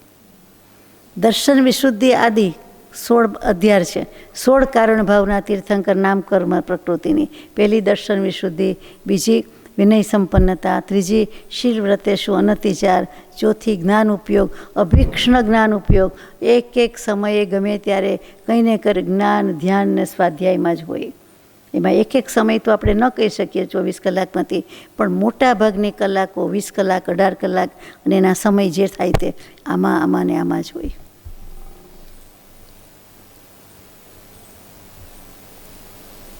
એ 16 પ્રકૃતિમાંથી કોઈ પણ પ્રકૃતિથી તીર્થંકર નામ કર્મ બંધાઈ ગયું. તીર્થ પદ બીજવળી હવે શ્રેણિક મહારાજાને થાય છે, એની વાત ચાલે છે કે તને આવી બધી વિશુદ્ધ ભાવના છે, એટલે તે તીર્થંકર નામ ગોત્ર બાંધી દીધું, તે નરક ગતિ બાંધી દીધી છે, તેથી મરી નરકે જશો. મોઢ વાત, ડૉક્ટર નિદાન સાચું કરે કે નહીં, કહે કે નહીં, આ તો ચોખ્ખી જ વાત. આત્માના વૈદ્ય, આત્માના ડૉક્ટર કે આવું છે, તે પૂર્વભવ પૂછ્યો તો કહી દીધો કે કાગડાના માંસ ત્યાગથી તને આટલો લાભ થયો, શ્રેણિક રાજા થયો. હવે ભવિષ્યની વાત પણ કહી દઉં કે ગતિ બંધાઈ ગઈ છે. પૂર્વ આ જ ભવમાં, શ્રેણિક રાજાના ભવમાં જ એ અજ્ઞાન દશામાં ઘણા બધા કર્મો બાંધ્યા છે, એટલે તને નરક ગતિ બંધાઈ ગઈ છે, એટલે ત્યાં તું જઈશ. પણ આવતી 24મીમાં ભવિષ્યકાળ ત્રણે કહી દીધું, તો તું પ્રથમ તીર્થંકર થશે. પહેલાં તીર્થંકર દેવ થવાના છે, એટલે સારું પણ કહી દીધું. વિહાર બહુ દેશે કરી, બહુ જીવને જાગૃત કર્યા, ચંપાપુરીના બાગમાં અંતે પ્રભુજી ઉતર્યા. એ વર્ષ 30મું તીર્થનું ત્યાં યોગ રોધી સ્થિર થયા. દિવાળીએ સૌ કર્મ બાળી વીર પ્રભુ મોક્ષે ગયા. આ દિવાળીના દિવસે વિહાર બહુ દેશમાં કર્યો, રાજગૃહી નગરી, પછી ઘણા જીવોને જાગૃત કર્યા. સૈનિક રાજા જેવા બીજા પણ કેટલાકને તીર્થંકર નામ કર્મ ખુદા પાસે ભગવાન પાસે બંધાયું છે. ચંપાપુરીના બાગમાં આ મહાવીર પુરાણ પણ લખ્યું છે, બીજાએ પણ પુરાણ લખ્યું છે. 4-5 પુરાણ બહુ જાણીતા છે. એમાંના એક પુરાણમાં સકલ કીર્તિ આચાર્ય ભગવંતે લખેલા પુરાણમાં ચંપાપુરી લખ્યું છે. પ્રિન્ટની ભૂલ નહીં હોય એ વખતે એનું બીજું નામ ચંપાપુરી હશે. આપણે પાવાપુરીથી વિખ્યાત છે, ઓળખીએ છીએ. વસ્તુ એક જ છે, સ્થળ એક જ છે. એટલે ચંપાપુરી એટલે બીજું કોઈ નહીં તીર્થ, પણ એ જ પાવાપુરી છે, તે જ નામ ફેર છે બસ. તો કે એના બાગમાં અંતે પ્રભુજી ઉતર્યા. એ વર્ષ 30મું તીર્થનું, કયા તીર્થનું? તો કે પોતે સંયમ લીધો, દીક્ષા લીધી, એ મહાવીર સ્વામીનું આ 30મું વર્ષ. કેવલ જ્ઞાન થયા પછીનું 30મું, કયું 30મું ગણવાનું? 71 વર્ષનું આયુષ્ય છે. 30મે વર્ષે દીક્ષા લીધી છે, દીક્ષા કલ્યાણ ગણવાનું, દીક્ષા તીર્થ ગણવાનું. 30મે વર્ષે લીધી કે 30મે વર્ષે જે એ વર્ષ 30મું તીર્થનું. અને હવે અહીંયા યોગ રૂંધી સ્થિર થયા, એટલે કે હવે મોક્ષે જવાની વાત એવી, મોક્ષ કલ્યાણક આવ્યું. તો કે ત્રણેય યોગ રૂંધીને મન વચન કાયાના યોગ રૂંધીને આ ભવરોગમાંથી મુક્ત થયા, સ્થિર થઈ ગયા. અને દિવાળીને દિવસે આ બન્યું, એટલે વીર પ્રભુ મોક્ષે ગયા, મોક્ષે પધાર્યા. 11 ગણધર આપનાને 700 વળી કેવડી, 14,000 બધા મુનિવરને નમું ભાવે વળી, 36,000 સુસાધવી, 3 લાખ શ્રાવિકા ભલી, વ્રતવંત શ્રાવક લાખ, પૂજે પ્રભુ ચરણ કમલાવલી. આખો સંઘ સમુદાય, પરિવાર કહી દીધો. પરિવારથી શું વધ્યું? એ તો મોક્ષે ચાલ્યા ગયા, પણ આપણને પરિવારમાં રસ. એટલે 11 ગણધર થયા. આ તકે 11 ગણધરના નામ અને નમન કરીએ, નમસ્કાર કરીએ. ઇન્દ્રભૂતિ, અગ્નિભૂતિ, વાયુભૂતિ, એ 3 ગૌતમ સ્વામી, 3 પોતે ભાઈઓ બ્રાહ્મણ હતા. એ 11 બ્રાહ્મણ છે. એ 3 ભાઈઓ, એ 3 ગણધર. પછી વ્યક્ત સ્વામી, સુધર્મા સ્વામી, મંડિત સ્વામી, અકંપિત સ્વામી, વચ્ચે મૌર્યપુત્ર સ્વામી, અકંપિત સ્વામી, અચલ ભ્રાતા સ્વામી, મેતાર્ય સ્વામી અને પ્રભાસ સ્વામી. સ્વામી કહો કે મુનિ કહીએ, આપણે મુનિ ગણીએ. આ 11 ગણધર હતા. પછી 700 કેવડી પ્રભુ છે, 14,000 સાધુ વર્ગ છે. એ બધાને હું નમસ્કાર કરું છું. 36,000 સુસાધ્વી છે, ઉત્તમ સાધ્વીજી છે, જેમાં ચંદનબાલા મુખ્ય છે. પછી 3 લાખ શ્રાવિકા છે. પછી વ્રતવંત શ્રાવક લાખ, પછી વ્રતવાળા લાખ શ્રાવક છે. અને એ બધા જ પ્રભુના ચરણ કમળને પૂજે છે. વળી દેવ દેવી છે અસંખ્યાતા, પશુ સંખ્યાત છે. માને પ્રભુ મહાવીરને સૌ આત્મશ્રદ્ધાવંતએ, નિર્વાણ કલ્યાણક તણો ઉત્સવ કરે ઇન્દ્રાદિ જ્યાં, ગૌતમ ગણીને જ્ઞાન કેવળ તે દિને પ્રગટેલ ત્યાં. દેવદેવી તો અસંખ્યાત છે, પશુ સંખ્યાત છે, સંખ્યામાં આવેલા છે. બધા મહાવીર પ્રભુને ભજે છે, માને છે અને આત્માની શ્રદ્ધા કરીને જાય છે. નિર્વાણ કલ્યાણકનો ઉત્સવ કરે છે, ઇન્દ્ર આવીને કરે છે. અને ગૌતમ પ્રભુને પણ પછી તે જ દિવસે જ્ઞાન પ્રગટ્યું છે. એટલે કે રાત્રે મહાવીર સ્વામીને કેવલ જ્ઞાન થયું હોય તો પછી 3જા પહરમાં વહેલી સવારે આપણે કહીએ તે ગૌતમ પ્રભુને કેવલ જ્ઞાન પ્રગટ્યું છે. છેલ્લું છે, સંયમ 1000 વર્ષનો મોટા મુનિજન સંઘરે, તેથી વધુ વૈરાગ્ય વિરજીન ગૃહવાસ વિષય ધરે. 1000 વર્ષનો સંયમ છે એવા મોટા મુનિજન પણ છે, અને એથી પણ વધુ વૈરાગ્યવાળા છે. એવા જીન ગૃહવાસ વિશે ધરે, એટલે કે એવા સૈનિક મહારાજાને ગૃહવાસમાં રહેવું પડે છે. જે વીરને મતિ શ્રુત અવધિ જ્ઞાન જન્મ થકી હતા, તે પુરુષના ગુણગાન કરતા કર્મ કોટી છૂટતા. આ ઉપસંહાર ચાલે છે. એટલે પુરાણની વાત પ્રમાણે ચરિત્ર પૂરું થયું. બ્રહ્મચારીજી લખે છે કે આવા વીર પ્રભુને જન્મથી તો 3 જ્ઞાન હતા જ, અને પછી પણ આવી દશા થઈ છે. એના ગુણગાન ગાતા પણ આપણા કોટી કર્મ ખપે છે. વર્ષો 2500 તો થવા આવ્યા છતાં તેની દયા, સંસારની ક્રૂર વાસનાને દૂર કરી દે યાદ. આ 21,000 વર્ષો વીર શાસન ચાલશે, ત્યાં સુધી જીવને શરણ આપી મુક્તિ માર્ગે વાળશે. 2500 વર્ષ થવા આવી ગયા છે, છતાં પણ એમની કરુણા દયા નીતરે છે. અહિંસા ધર્મનું પાલન હજુ પણ જગતમાં છે. એ એમની કૃપા છે, એમની બલિયારી છે. આવા પુરુષો થઈ ગયા છે. એને કારણે જ સત્ય અને અહિંસા સાથે જાય, અહિંસા વધારે જાય. અહિંસા પરમો ધર્મ, અહિંસા પ્રથમો ધર્મ. એટલે એની હજી બોલબાલા છે. 2500 વર્ષ થઈ ગયા તો પણ આ ધર્મ ચાલે છે. 21,000 વર્ષ સુધી આ વીર શાસન હજી ચાલવાનું છે. પહેલી દેશના થઈ ત્યારથી તીર્થની સ્થાપના થઈ, એટલે કે શાસન સ્થપાયું તો 21,000 વર્ષનું છે. એમાંથી હજી તો 2500 ને થોડાક વર્ષ જ ગયા છે.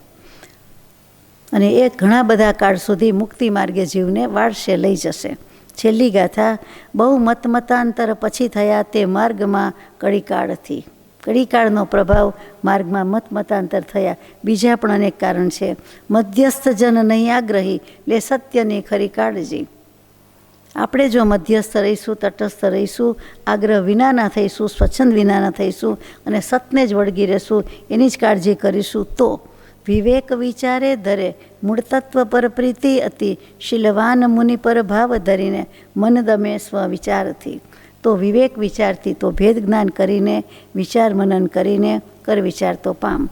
મૂળ તત્વ આત્મતત્વનો નિશ્ચય કરશું, એના પર અતિશય પ્રીતિ કરશું, રુચિ કરશું. એ જ જોઈએ છે, આત્મા જ પ્રાપ્ત કરવો છે. અને પછી શીલવાન મુનિ પર, કોઈ શીલવાન, કોઈ દશાવાન, કોઈ મુનિ પર આપણે ભાવ ધરીને આપણને કૃપાળુદેવ મળી ગયા પછી મન દમે સ્વવિચારથી. બાકી હતું તો એના પછી પ્રભુશ્રીજી બ્રહ્મચારીજી મળ્યા અને એમાં જ એમના જ વિચારથી, એમના જ અનુસરણથી આપણે આપણા ભાવ પણ કરી શકીએ અને ભાવથી કલ્યાણ સાધી શકીએ.